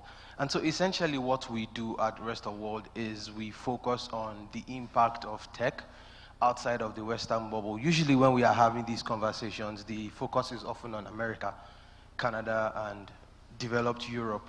And there's very little consideration for the impact of all of these massive innovations on Africa, Latin America, and these other parts of the world, or as you would have it, the rest of the world. So that's essentially what we do. We're trying to focus, or we're trying to shine the light or spotlight all these fantastic places, people doing fantastic things in different parts of the world, and bring it to the fore as well. For example, this morning I was editing a story from Zimbabwe about the biggest fast food company in Zimbabwe created one of the fastest growing fintech products in the country. That's not the kind of thing that you probably see in the US, or maybe the kind of thing that you see in the US with Starbucks, but you don't often hear that in other parts of the world. So that's an example of the type of the work that we are doing. How would you say that you're getting your voice heard? It's one thing to do such a story. How does it then get consumed by everybody else if it's not on, on the space where most people would normally see that type of news? We distribute our stories the same way any other publication would. We have our website, and we're very active on socials. As a matter of fact, every other platform does. We invest in just the same way Richard was talking about earlier, that journalists need to adapt to the times. We do a lot of repurposing our content. We're very active on Instagram, for instance. We repurpose our content for Instagram stories, for Instagram carousels, and all of that. So, I mean, if you go to the rest of the world, indeed, I did. Well, listening to the last session, I mean, the number of questions that were raised in that particular session were quite interesting, and I have to say that, it's not some answers. And I don't think you should, it's a good thing you were not really on the defensive. I think that nowadays when people talk about Google have 80% of the ads, sometimes I think that they kind of use Google and the internet interchangeably. And I think that might be a good thing. So maybe you might want to consider that. But let me come to, when I looked at your profile, I'm going to be very honest, I said, oh, this is the kind of thing my father would have wanted me to be, a computer scientist and a journalist, perhaps. He tried, but he didn't succeed. I mean, he was a computer scientist himself, or he is a computer scientist himself. And I found it very interesting. I mean, it was never a genre we thought would have intertwined, say, some 20 years ago. Computer journalism and, computer science and journalism. But maybe that's what we should call it now, computer science journalism. Maybe, I don't know if there's such a genre. So I was going to ask you, how have you found in recent times with the development of the kind of technology that we've had, could we have seen where we'll be 20 years on? I mean... 20 years ago, perhaps. We were right on that cusp. I started in this field about, about 17 years ago. So I remember that time, though I did live in East Africa at the same time and was absolutely astonished that I could get better cell service in the middle of Tanzania than I could in Wisconsin, where I'm from. So there, it's been a bit of a hop and leap. I think, yes, we could have guessed about 3/4 of where we're at, to answer your question. Yeah. And can we tell, I mean, with benefit of hindsight now, looking at where we currently are, do you think that we can tell where we're going, what the future is going to be, considering where we currently are? Not a chance in hell. When I said 3/4, the reason I left off 25% there is because there's a lot of fits and starts. Just even, not to speak ill of one of the other panelists, but, a year ago, if you went to a tech conference, every single talk was about NFTs and blockchain and how it's going to save the internet, and I was the only voice, and I got screamed at a number of conferences for saying that that was probably not going to be the case, and yeah, it turns out correct. 2 years ago was the metaverse. Facebook changed their name, did not take off, right? Maybe Apple will get a little bit of part of that, but it turns out people don't like to live in completely virtual realms where they can't even reach a cup of coffee, right? Without possibly spilling it over. There was the whole pivot to video in journalism about 5 to 10 years ago, which decimated newsrooms, right? Turns out Facebook was absolutely lying about all their numbers, but convinced every newsroom to basically fire these guys, and include myself. I started as a career in photojournalism and switched to video, and it turns out none of the numbers were actually there. And so we're going to have a lot of fits and starts. We're going to have a lot of backtracks, but the fundamentals of journalism don't change, right? You're still telling a damn story. And so as long as we stick to that, we'll be able to hopefully surf those waves. How would you say, and I think maybe this is where I should have started, how would you say that artificial intelligence has impacted the work of journalists? Has it been for good, or would you say that the positives have been far outweighed by the negatives? The negatives are a lot more apparent right now. Journalists, ChatGPT hit the scene in November, right? Now, large language models and those sorts of things have been in development for decades, right? The first sort of nascent neural network was in the 1950s. But the bad guys are going to jump on something faster than journalists will be able to catch up for a long time. And the simple fact is that journalism doesn't pay as well as misinformation often, right? If you want to make money, you're going to get some of the most ambitious people who don't care about ethics, don't care about checking themselves. They're going to jump first because there's just less scruples to have to, and less discussions to have about them. Well, I know that we're trying to keep the conversation frank, but for me, it's already scary enough as it is, and I'm really wondering, about AI. I've seen, fears expressed about it, and whether or not it can be brought under control. But let's talk to somebody who might have an idea about that. Mr. Olufemi, founder and publisher of DataFight, you have developed quite a number of tools over time. And I'm sure that different circumstances would have necessitated your development of those tools.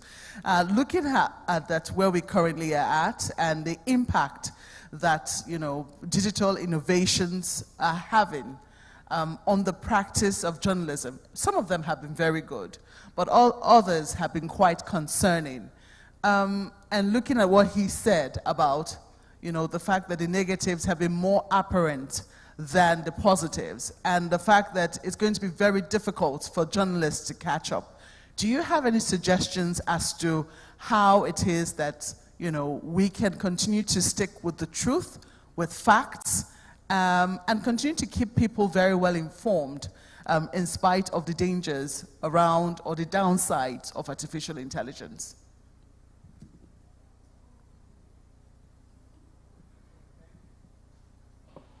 Thank you. Suggestion how to keep at what we do. I think it would be to first understand that it's a purpose, right? And we need to do everything to ensure that we keep the goal in front of us. I think that's the first thing to. I think everyone can hear me, right? Okay, so I probably need to project. Okay. Is it better? Okay, so I should use that one. Okay. All right, thank you. Okay. So I think the purpose of journalism is the first thing we need to hold there, no matter what. If I look back 2014 when I was called to answer the question of how can we, innovate revenue sustainability for the media. The first question is, what is the purpose of media if it's not to, educate, inform, and to hold democracy there, right? And doing that is, I think, the first thing that journalism needs to hold, keep strong. How do I mean? I keep saying the same thing all over again, right? It's, if we fail to understand that technology remains a tool to drive the purpose of our work, and taking that tool to answer every question or to innovate around every challenge, then it seems that it will look as if we're cowards. Sorry for using that strong word. And that's one thing I've seen with journalism, that we like to challenge everything that is supposed to help our work. I see the question around, and I used to be part of that place where we say Google, Facebook is taking over the business, right? But the question is, the same Google, Facebook is what we are using to reach places we couldn't reach. So instead of challenging that tool or resigning to say, oh, you know what, I can't beat AI today, AI is going to take my job. I think the question should be to satisfy the social purpose of journalism. How can I use artificial intelligence, every other digital tool, to answer that question? I was saying it to a friend, and I think I was saying to Richard as well, that community media was where I started my work in 2006. And today, if there was any aspect of democracy in Nigeria that I think we need to still explore using artificial intelligence, I think it will be community journalism. Why are small businesses in those villages able to use Facebook, Twitter, Instagram to sell, but can't reach the journalism, the story we want to tell? The democracy that we all felt was lost during the election was because community media couldn't do as much. We all hung on to social media, which was only satisfying less than 50% of the population. How can we ensure that that purpose of journalism, educating, informing, inciting people, to take action, to hold themselves accountable, to hold institutions accountable, and more importantly, to decide, to make the right decisions. We, ensure that journalism, use every other tool that is out there. Technology first. Technology first. Thanks to, and I always do this, to Dapolon Yomi, who said to me in 2014, I want us to think of Premium Times not as a media organization, but as a technology company in the business of media. And I think journalism starts to think in that way and say, everything we've done is been one technology or the other, from print to broadcast to electronic, right? We technologists first. So why do we think that there's something we can't do with technology? Well, it's a big question. I think that sometimes it's not really about technology. I think it's about the stability of technology. And I'm speaking from the perspective of a practitioner, somebody, who has seen how, for instance, I became a broadcast journalist from seeing people on TV, and I thought, oh, I'd like to do this. Broadcast journalism has been there for many years, but we know that even that is changing. Well, I would not say we're in competition. Satellite TV has come to help us all, hasn't it? But then it has also provided many choices. People will talk about how in Nigeria, and I think that this might be a bit strange to our, international audience, we had just one national broadcast house, whom we all waited for at 4 p.m. to come alive. Does anybody remember that time? I see coppers here. They might not know the time I'm talking about. Yes, but that was how it was. At 4 p.m., you hear the national anthem, and ta-da, ta-da, and then that's when TV started, and it's what, sorry? I'm sorry. Oh, yes, indeed. And then, it went up, I think, at about 12 midnight, and that was it. That was it for the day. And I'm going to come to Serena in a bit. Thank you so much for that reminder. But over the years, we've since found, CNN was introduced, I think, in the 90s. I don't know when precisely now, but that's when I started seeing CNN. We had cable TV in good time. And before you know what's happening, it was liberalized. TV was liberalized in Nigeria, and it provided many more opportunities. But we've since seen that audiences are changing. There's now social media. There is Facebook. There is Google. There is Instagram. There's Twitter. And all of these things are competing for people's attention. And because the media is in the business of getting the attention of the people, it also has to evolve. And it seems that it's evolving so many times over. It has to be nimble. If it isn't, it can't catch up. And at the same time, even within those platforms, there are things that are catching other people's interest. So Richard was asking us to be interesting, to make ourselves a little more interesting, to know how to write our stories. But then you have to ask, how many more things am I supposed to learn in one lifetime? How many times do I have to keep evolving?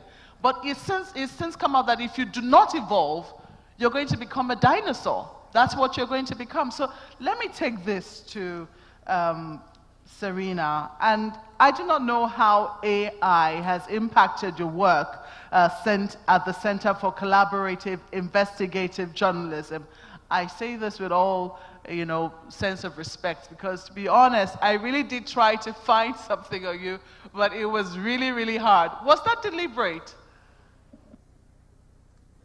Hello, everybody. I'm so glad to be here among such bright minds, and I'm very much enjoying this conversation.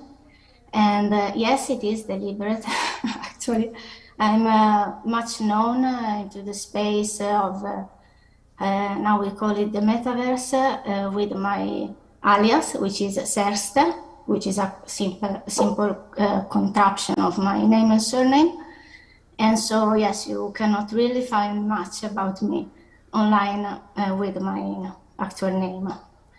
And I love the idea of considering all these you cited already, tools, technology that we can explore if we want to, of course. It's not mandatory in any cases, as it wasn't for the NFTs or other technologies, the televisions as well. So for me, the main impact we can try to have, and we try to have at the CCAJ with our research, is to bring immersive and interactive designs into the reportage and the data sets and data graphics we have. All is produced, of course, by the reporters and the data scientists. We collaborate, and in-house the team members of the CCAJ. And so, yes, I'm simply a tool myself to bring these stories alive into a virtual reality, and also perhaps into the digital assets tokenization and relative value chain.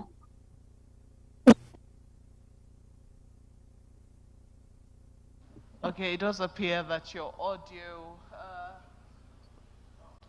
yeah, I think she's done. Yes. Okay. Well, thank you for that intervention in that regard.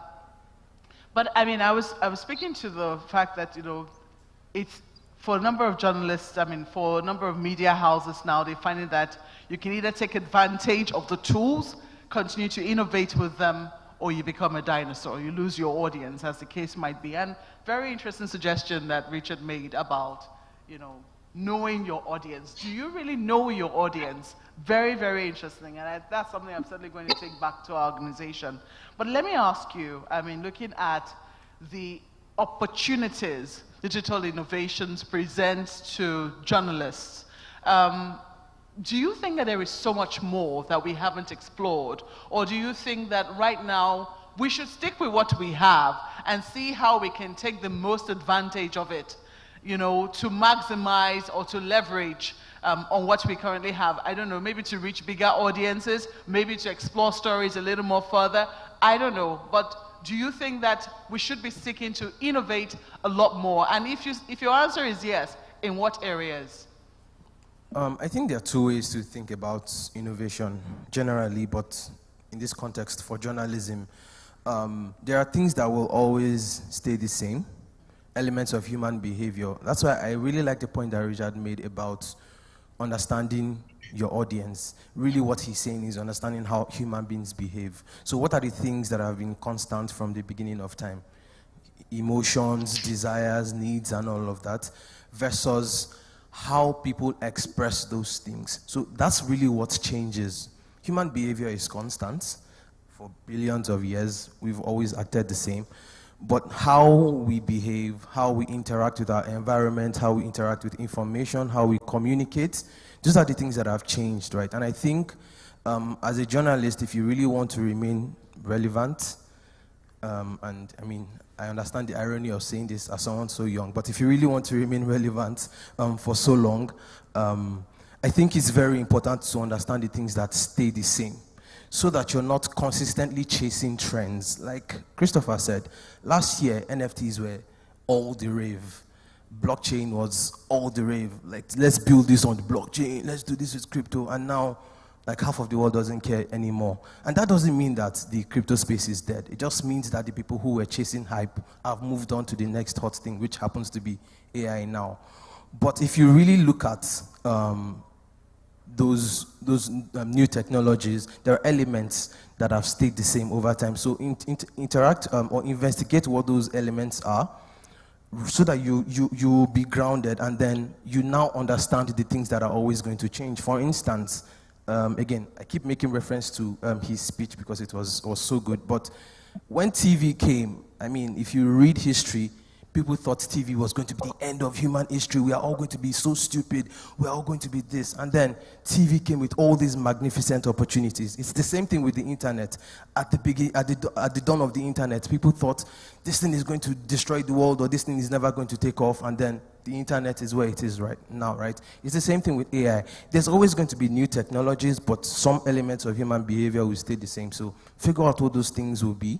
I mean, I can't tell you everything now, and that's why psychology, sociology, and all these things will always remain relevant, because they help you understand what people like, how people think. When you understand that, then you know how people interact with new technologies, and then that's where the hard work comes in. You understand how you can learn those tools. For instance, AI. I don't think there's... Okay, let me rephrase that. You can be afraid of AI, but you can also understand that there are opportunities that come with this thing. Because if you really think about it, in a few years, all the conversations would disappear. All the conversations with AI would disappear into the background, because the technology itself will fade into the background, and all you're going to be thinking about is... What's that? Who's that? And all you're going to be thinking about is the tools that the AI did, right? You're just using your computer to become more productive. It's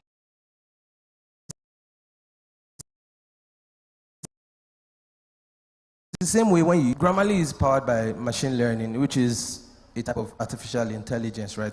But you're not thinking about Grammarly in the sense that this thing is going to take my job, right? You're using it because you know that this thing is going to make you better. It's the same thing with ChatGPT. Oh, ChatGPT is going to render... Yeah, it will render some people redundant, especially if your article can't... Like, if you can't write as well as a chatbot, why wouldn't you be able to do that anyway? But it says a lot about how technology is going to help people to become better. Just the same way your computer helps you be more productive, your phone can help you. Then the onus is on you to figure out how to improve yourself and, learn new skills.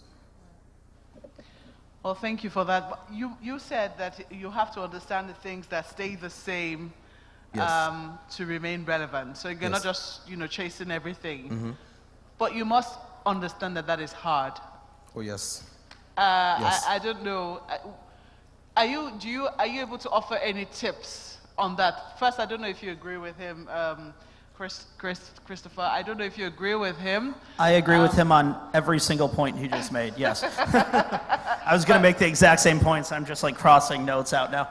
Indeed, because I saw your head bobbing up and down. Yeah. But I'm wondering, you must also admit that it's incredibly hard to know the things that are going to remain. For instance, who was going to know that NFTs were not going to be popular anymore? The way they took over the internet, you will feel a fool if you didn't know a thing about NFTs. How are we to know that they're going to fade away so soon? Maybe they'll still come back, who knows? But right now, as he admitted, they're not all the rage anymore. Right. Yeah, when it comes to that, I realized it back, 2012, 2013, when I was in Paris and I saw a cafe that was like, we accept Bitcoin. I'm like, oh, cool, I'll try this thing out. And I had to download an app, load money, buy crypto, and even after all that, it still took 15 minutes to check out at the store. I could have just dropped a €5 note, and I was just like, oh yeah, no, this is crap. Okay, if it's unusable for me to buy a glass of wine, it's unusable as an actual currency, right? So the crypto thing's probably a bad example because I've been a naysayer for a decade on that. But how do you not chase the dragon is a really, really tough thing, especially because you're dealing with so many competing voices. Like you as the reporter might know that this isn't what you need to be focusing on. You need to be focusing on developing your sources, writing your stories, investigating claims, etc. But your boss is hearing from the board of directors that that you should check this out because one big investor's nephew is really big into this company, right? And how do you push back on that? And it's, slow rolling can go a long way. Just be like, definitely, boss. Yeah, for sure. Definitely looking into it. But it's about having a clear and frank discussion with your management about what is good for your stories, what is good for you as a reporter, because They're paying you to be a reporter. They're not paying you to be like, you know, a beta tester for a bunch of weird tech. And you got to be really, really careful about it. It's tough. It's funny. I'm a technologist, but I'm a Luddite. Like, I sort of hate new tech in general by default. And I think that's a good mentality to have. Don't assume it's good because it's newer, right? Photos are still photos. Okay, let me ask you, just before you hand over the mic, I was just going to ask you, how do you know, because I know that artificial intelligence, one of the things that it does is that it helps people maximize, and I could be wrong on this because, hey, I'm just a journalist, I'm not a scientist, or I'm not a technology person. We're all technology people. If you use a mobile phone, a smartphone, you automatically become a technology person. But I might not be using the terms right? I might be interchanging algorithms, for instance, with artificial intelligence, because I know that algorithms leverage on artificial intelligence, or maybe they're one and the same thing. I don't know, you can correct me. But knowing that oftentimes people want to produce, especially now that we're in the world of clicks and likes and approvals and what have you, and views, and, you know, seeing how many people actually checked out a story till the end, don't this thing make journalists want to produce more of the kinds of things that they think that people like? I think reporters, well, talk to your reporters. They might not want to always be producing more, right? Sometimes they want to produce the stories that are good, more so than, you know, especially if you're like an investigative reporter, like, yeah, you want to produce more investigative stories, but you also understand the work and the fact checking and just the pure effort that has to go into making a story that matters, that will hold up in often a court of law, unfortunately, especially the public opinion, the court of public opinion as well. You know, I think most reporters I've known in the last 15 years of my career actually hate chasing the clicks. They despise it so much. And like, it's actively ruined news organizations. A very good close friend of mine, going all the way back to university, he was head of social at BuzzFeed News for many years. And BuzzFeed News was an amazing organization that did really cracker investigative journalism. I just said cracker, I'm going with it. Investigative journalism and war reporting and everything, but it just got assumed by the parent company that got, of course, bought out by private equity to need those clicks. And now it's completely shut down because of that mentality of just having to do it. I mean, I'm not sure about in Nigeria, but the thing is, in the US, as Richard was saying, the internet didn't kill journalism. Private equity did. And then they used it as an excuse to say that all the ads went to Google or something, when really what happened is they bought up newspapers, loaded it with debt, and then sold off every single asset they could while trying to make the lowest quality content possible. And unfortunately, AI is going to assist in that part. The lower quality the content, the easier it will be to fire people, because if you only care about your return on investment in a newspaper, that's the problem. It's a big challenge, you know. I think this is going to be to Joshua now, because right now you have said that we need to go micro. Community journalism will be the way to go. But we also see for that to, I don't know, for that to be profitable or for that to be sustainable, you have to find a funding model, or a funding model that is that works, that can keep it afloat, so to speak. And oftentimes people want to go wide. For that to be able to happen, you need the coverage to make. Because it's safe for me to just say it's a suggestion, right? If you look at, and I think it's a challenge that I've also seen with our media, that we think if it's not big, it's not rich or valuable, right? When we are able to that problem, if it's 10 people of the population, once you read anything about education, water resources, climate change, probably don't have any of those reporters here, right? And that's because everybody wants to go after, you know, the guy, the president, and the big issues, right? Richard said something that was important, right? The small business owner who goes to Google is not going to Google so that someone in America buys that product. It's that when you are in that vicinity, when you're in that area and you're searching for do I buy ABC? I know where to go to. So it's still local, right? And I think we just need to think micro and also think of diversification as a way to aggregate multiple. I don't know if I'm making sense. So if I do agri journalism, I do health journalism, I do housing journalism, educational journalism, and if I have money to keep doing it as one newspaper, that serves a lot of purpose, right?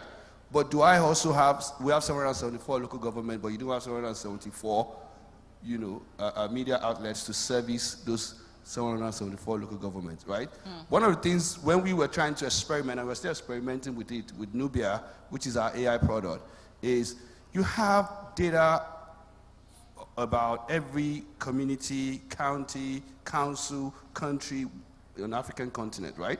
If you go to World Bank database, right, you have, but who's using that data to tell the story, right? What if we could take that old data, right, and put it in AI and tell it to tell that story, or give a journalist that first context to use to improve or repurpose that story?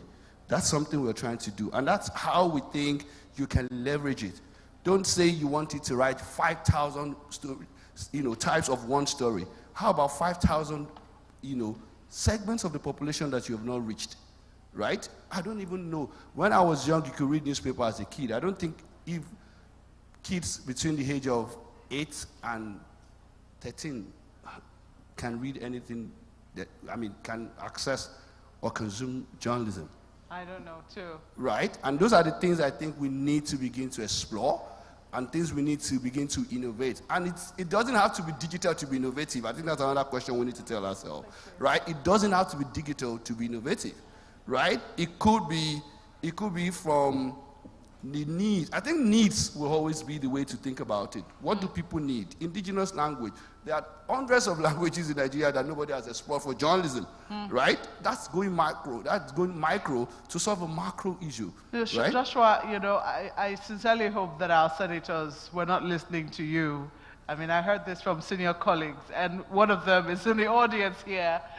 She told me about the idea that, some senators thought to have a broadcast house in every senatorial district, which, is not, I don't think that's what you have in mind. Certainly not, right? No, that's not what I have in mind. Because why they want to do that, and it speaks, Richard said a lot of important things.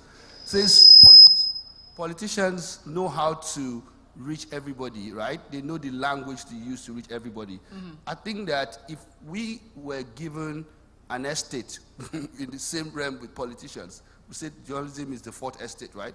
It means we probably need to learn one or two things from how these guys think. We don't need to have, I'm not saying you need to have a radio station or a TV station, but I'm saying how do you reach those people in those places that have not been reached, right? Because politicians will go there, right?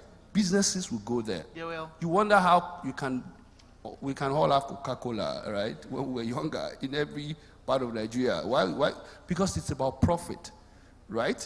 So if you think from the place of profit, and I'm not saying capitalism, right? But social, capital or social purpose of journalism, and we let that drive how we think about, news consumption, production, distribution.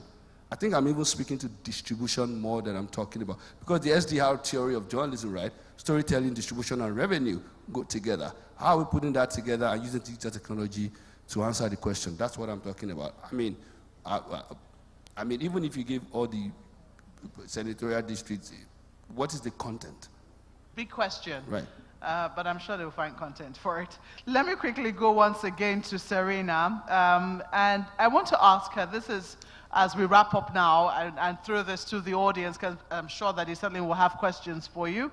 When you look at collaborative investigative journalism, and this is something that's beginning to catch on now in many media houses, we'd like to see more of it here in Nigeria. Do you see any role for artificial intelligence with regards to the future of journalism? Do you see any tools, for instance, that you want to recommend which could help you know, with what you currently do, which is in investigative journalism?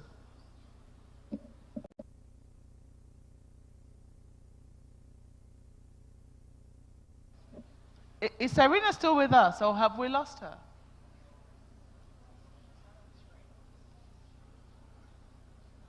Oh dear, I'm so sorry about that. Hello, can you hear me? Oh, okay, fantastic. Okay, so yes.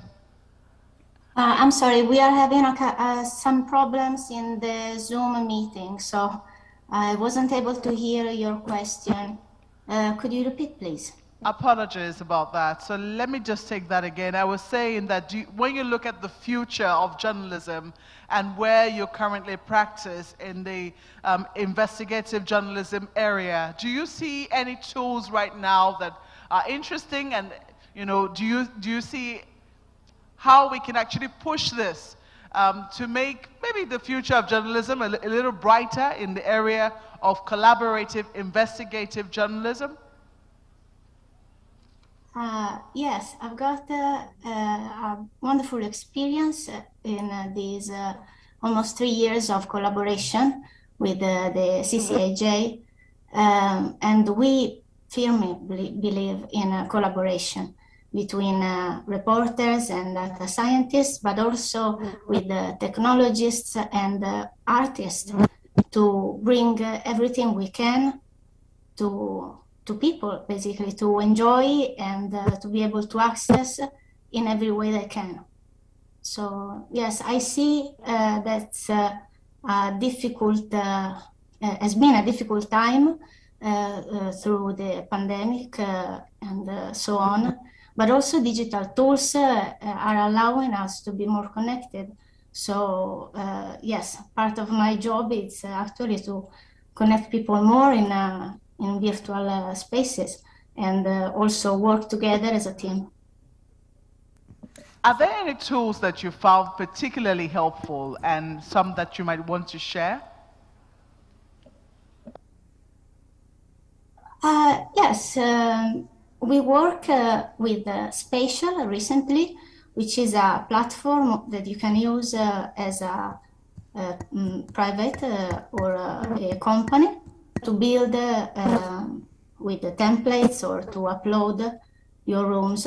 And it's a platform specifically designed to allow people to create their avatars, so it has a high percentage of customization. And yes, I would totally recommend to try it. It's free and accessible to everybody. Pardon me, what did you call the name of the tool again? Spatial, like Spatial. in a spatial, in the space, the universe, spatial.io. Okay. All right, thank you very much for that. Thank you. So, sorry, yeah. Sorry, just to add to that, there's, if you're doing investigative journalism, there's 2 pieces of software that I'd recommend. One, Pinpoint that Richard mentioned that Google has, and an open source piece of software that does very similar things that I've worked on called Aleph, developed by the OCCRP, mostly Organized Crime and Corruption Reporting Project, but actually was started during Code for Africa by my friend Friedrich Lindenberg. It's called Aleph, A-L-E-P-H. And if anybody has any questions on software around large-scale investigative journalism, please come and chat with me. Thank you. I'll tell CJID not to charge you for advertising, but it's fine. I'm sure that's why we're here. I think we can throw this now to the audience, so the real journalists, to ask about your concerns, about your fears, about your, yeah, I see a hand up here already. That's 2, that's 3. Can I ask for your help, Tolulope, please? Okay.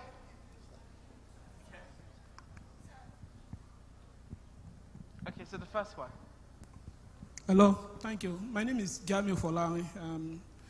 I call myself a lecturer, also a journalist. I say I'm a journalist by calling, a lecturer by choice. And investigation is the umbilical cord. And one of my lecturers, there are a lot of them here, at University of Lagos. That quotation drives what I do immediately after my graduation. and the quotation is from Dr. Amobi from University of Lagos. He said, news and technology are married. He who is not technological savvy will be thrown into the dustbin of history. And it is on that basis, from Mr. Adeleke, you mentioned the issue of impact of tech outside the West bubble. Are we saying outside the West bubble or outside the tech bubble? Professor Pate and many of my lecturers told us about technological determinism. And our emphasis here point to the assumptions of this technological determinism, that technology drives social change. But we have not been able to analyze the impact of social change, which theorists call social construction of media technology. We talk about economic pressure, we talk about our audience, we talk about regulations. So how can we use, for example, you talk, Mr. Joshua talk about, we should not look at digital alone to innovate. What of African solution to the challenge of journalism, to the future of journalism? We've been talking about the West, we're talking about technology. How can we look at the unique intervention of African solution to the challenge of journalism so that we'll be able to take it to the right perspective? Thank you. Well, it is very interesting. I don't know whether you want to elaborate a bit more. Can you distill the question? Yes. So I know exactly what to answer, because you said a lot. Yes, you did. Just one sentence. Okay. You said cryptocurrency is overhyped. We have every technology, when they come, they are overhyped. That what is now the African solution to the challenge of journalism, apart from technology? What are other factors, variables, social factors that we'll look at apart from technology? Do we have enough time? I've spent the last 3 years of my life writing about it. So, oh God, where do you start from? Outside of technology, the fundamental problem that journalism faces on the continent is financing. But it is easy to say, very difficult to solve. Advertising is not enough. Subscriptions cannot work in this market. Yes, they can't. Except you're multi-choice. If you're not multi-choice, then it's not going to work. The membership model is very much untested. People are not inclined to donate to journalism. Even if they have the resources, your request for their money is competing with their need for food and entertainment. So there are all these socioeconomic problems that journalism is facing. So I can't sit here and tell you that I have an answer to a question that I have spent the last 10 years of my life looking for an answer to. I still don't have. Do you understand? But what I can say is that media companies should be more willing to experiment with business models. That's one thing that I love Premium Times for, right? Because I'm always watching this space. When Premium Times published, they said they were taking donations, I was very impressed, right? Because not many companies in Africa will come and say, come and donate to us. For example, Rest of World we're a non-profit, right? So that means we're not chasing advertising clicks. But fairly recently, we introduced a donate to us button, and it has been very effective. So just be willing to innovate. I think Zikoko did this too last year or 2 years ago, where they were asking people to donate. I don't know what the response has been, but it just speaks to a willingness to try something new. And that's something that you don't see a lot in this market. People think because it has always been like this, it will always be like this. That's the biggest lie you can tell yourself. And that's also another problem that journalism is facing all over the world.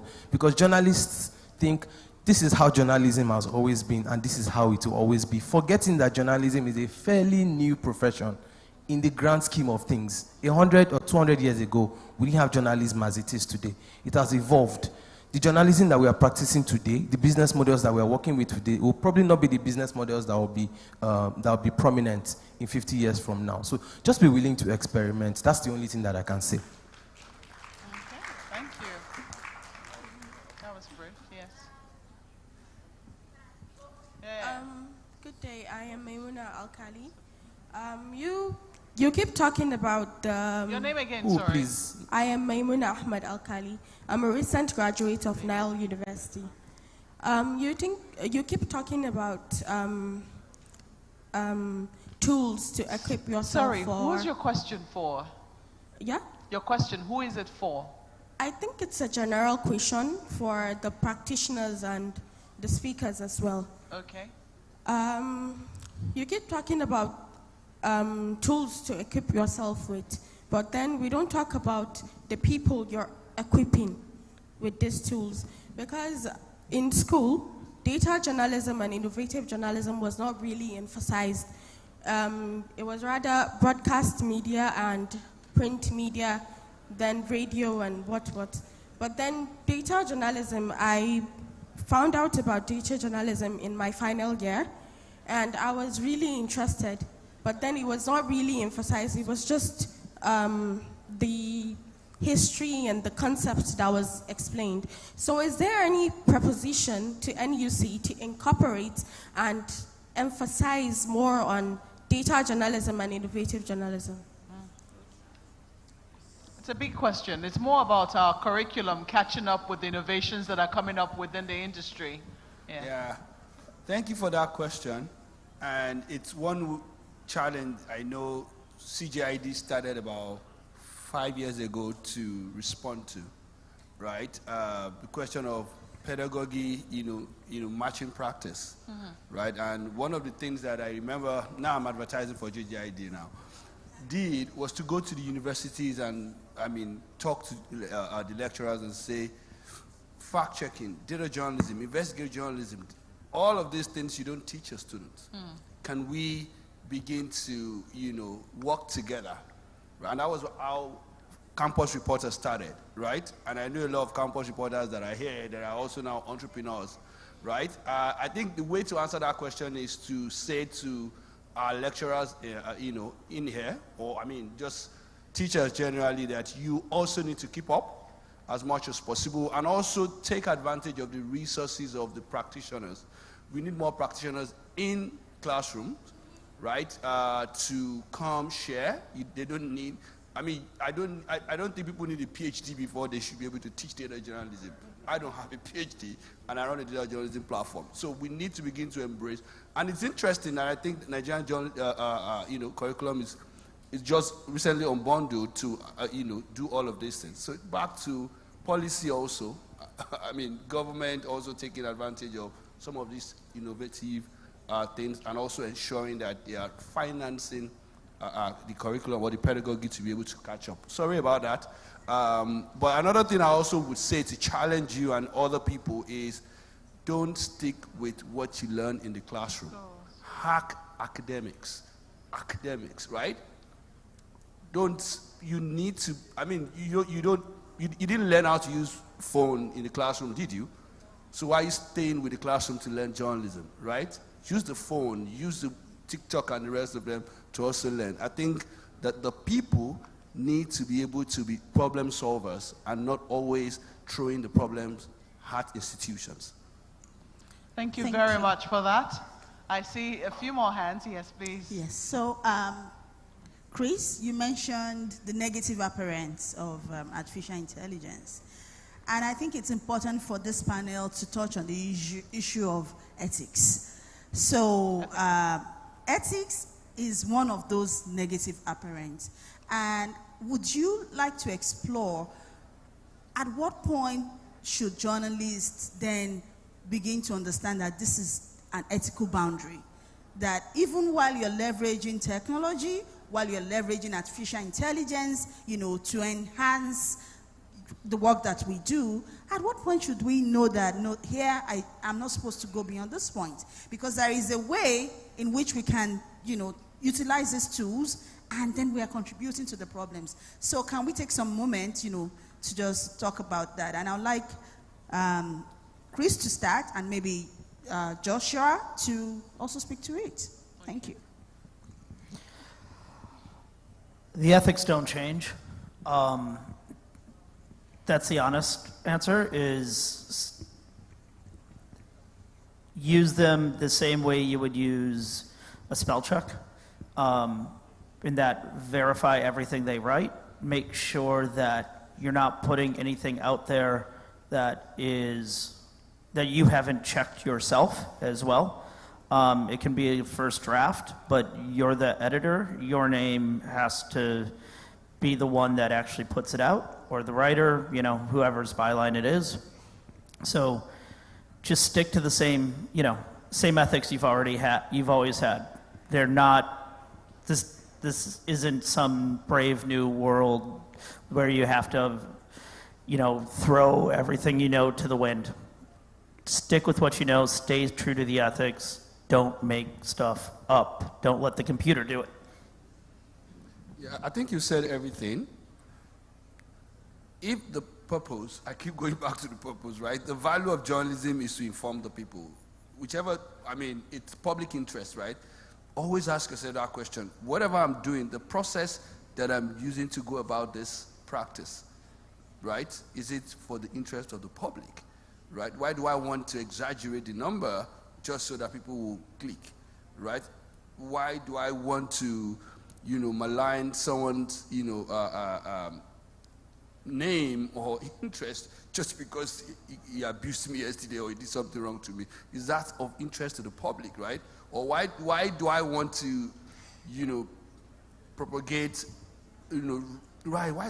Why? I think for those that, you know, that go about that affair, you would definitely know that they are not journalists, because journalists will know that public interest, you know, is most paramount. And if you use that as a compass for all that you do, I guess we can always stay safe, even when we use artificial intelligence or every other tool, you know, to help our work.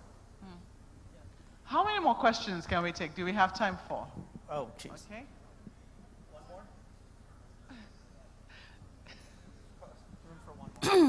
Sorry, my name is Ramotulai Jaro. I'm from the Gambia. I am so happy to be here, and it's a pleasure to be part of this beautiful but interesting and interactive conference. I have something for Mr. David Akeke. I think I got your name right? Yes, okay. I'm from Gambia though. Some names are kind of funny, but we are all Africans. The effort. Thank you. All right. As African journalists, there are challenges to practice and do our work right for the daily information we disseminate. But there is this electricity problem in Africa. For us to go into the internet and do certain research is a daily problem, because you sit in your house or in your office, you have your laptop either in your office or in your house, and you want to do some research on a topic that you want to disseminate to the public, and suddenly, boom, you know, electricity is nowhere. And for the media house you're working for too, sometimes generator is a problem. We have the sun, but we are not making use of it by having solar systems everywhere. What do we do as journalists, as African journalists? That is number one. Two, what I want to add up is we journalists, we should be creative. We should think outside the box within the newsroom. It's not only a coverage that comes, you just write about it. Either you're patronizing the government or you're patronizing individual or companies or institutions. But go outside, that is mean you go to the last person in that country that you reside, that you live in, and do more of human stories. Use the local language so that people understand what you want to tell them, because we have so many human stories in Africa. But we are solely government, politics this, politics that, this man is this man is that. Let's go out and be creative. Use the mind to be somebody like I can say a shadow under the sun for somebody. I think your question is taken. Thank you very much for your suggestion. Thank you very much. Yeah. What can we do as journalists? I mean, goodness, where do I start from? In a situation where there is no light. In a situation where there is, where you have electricity challenges, I think this may not be the best answer to your question, but I will try. I think one of the things that I still love about being an African is we are still collectivist in nature. And that means, unlike Western societies that tend to be individualistic, we still value community. We still value being around people and asking people for help. So I think a possible solution to that problem could be an instance where journalists within a specific local community come together, pull together resources, you know, and try to solve those problems together. And I'm saying this because I know a few months ago, I was privileged to speak to the U.S. mission in Nigeria has this series of events, and one of the sessions I held was with American Spaces, and then there were all these different American Spaces in different parts of Nigeria. I mean, I was talking to people in Kano. I didn't know that I was talking to groups of people until they turned on their cameras to ask questions, and then I saw that, for example, there are people from Kano in this place, people from Gombe State in this place, people from Lagos in this place. I thought I was speaking to individuals because their cameras are off. And what that told me was that it's still possible for us to have those little silos, you know, of journalists coming together, shared interests.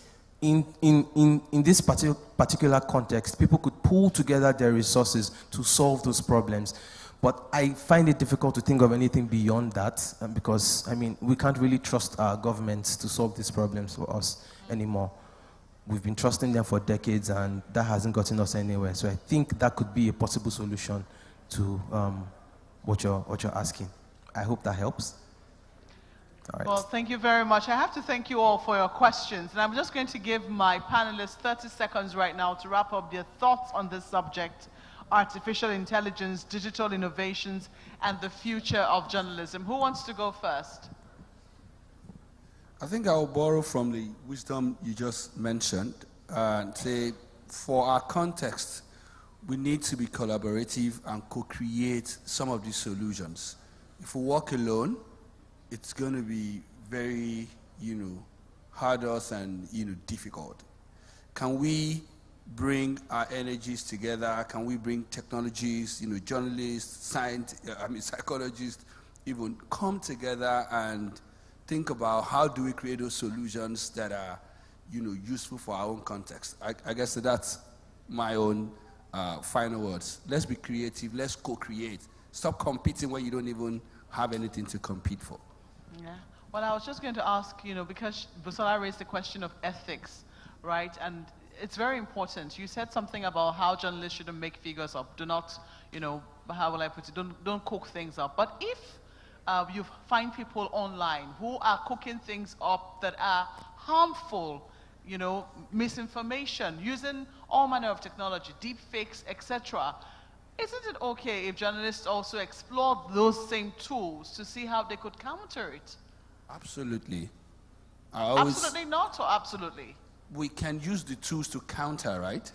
That's what I mean. Okay. We can use the tool to counter. It would not be unethical? To use those. We're not going to create deep fakes. We would never do that. We should never do that, right? But the tools that they're using to do that, we can use them to amplify truth, facts, right?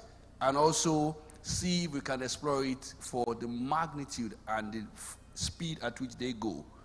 I think that's it. Can we think of how to arrest this misinformation, disinformation fast, and be able to counter it very fast? Because at the end of the day, that's what they're also doing. It's just one information put into different, forms and making it go fast. So that means you want to go at the same pace, right? There's this. I'm sorry, I have to come this way. There's this word in the Christian scripture that says that the children of this world knows how to use money well or something, to make than the friends. children of God.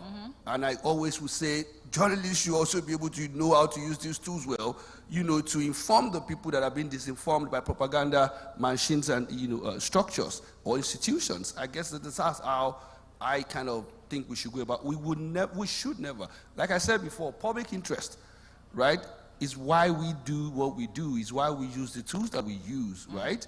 But no, why should we ever use? In those same ways, I totally get your point.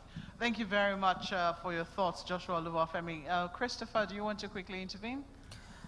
I'd like to echo those exact statements and add that concepts are more important than tools, because tools will change, a company will go under, another company will come up, what have you. But the way that they work fundamentally is what actually matters in that case, and it's the same with journalism, right? Whether you're publishing a documentary video or an investigative report or a fact check, fundamentally the reporting is still the same. It's still journalism all the way down.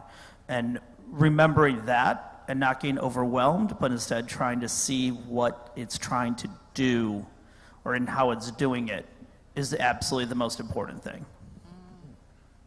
Thank you. Thank you so much, Chris. Okay, my 30 seconds, right? So I think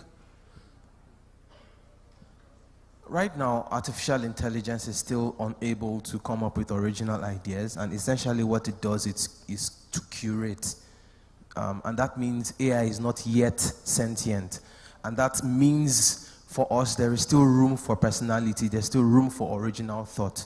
So as journalists, we need to understand that if you're the type of person who is consistently riffing off other people's work, it's just a matter of time before you become sidelined. But if you invest in original thought, do the hard work of thinking for yourself, how can I stand out? What are the things that I need to learn? What are the things that I need to do to be able to be better tomorrow than I was yesterday? I think if you invest in those things, then you're definitely going to be relevant for a very long time to come. Well, I don't want to say you're shaking the table of the blogs, but hey, it's certainly food for thought. Yeah, blogs are relevant now, so. Thank you so much for your thoughts there. Serena, if you can still hear us, we would like your own 30 seconds on the topic, artificial intelligence, digital innovation, and the future of journalism.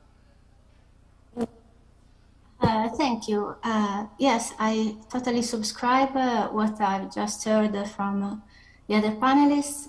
I strongly believe in collaboration in journalism, especially now that I'm part of the team of the CCAJ.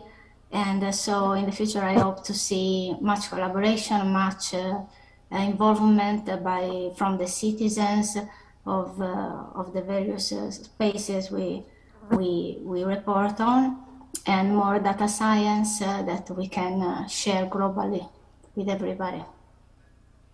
Well, thank you so much. On this note, I'd like to say a very big thank you to my panelists. You guys have been awesome. Please, a round of applause for Serena Stelitano of the Center for Collaborative Investigative Journalism. Thank you for your very kind recommendations on tools that have worked for you. Just in case you didn't catch it, Spatial is one of them that she recommended, and Chris also recommended Alif, just in case you didn't catch that. And also to thank you that have been seated right here with me, David Adeleke, Africa editor, Rest of the World. You said to understand the things that stay the same, we should understand the things that stay the same so that we can remain relevant. Stop chasing, don't chase the wind, all right?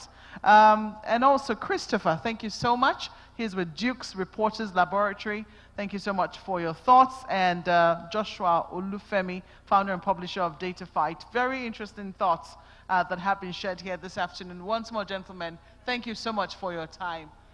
Thank you so much for your questions as well.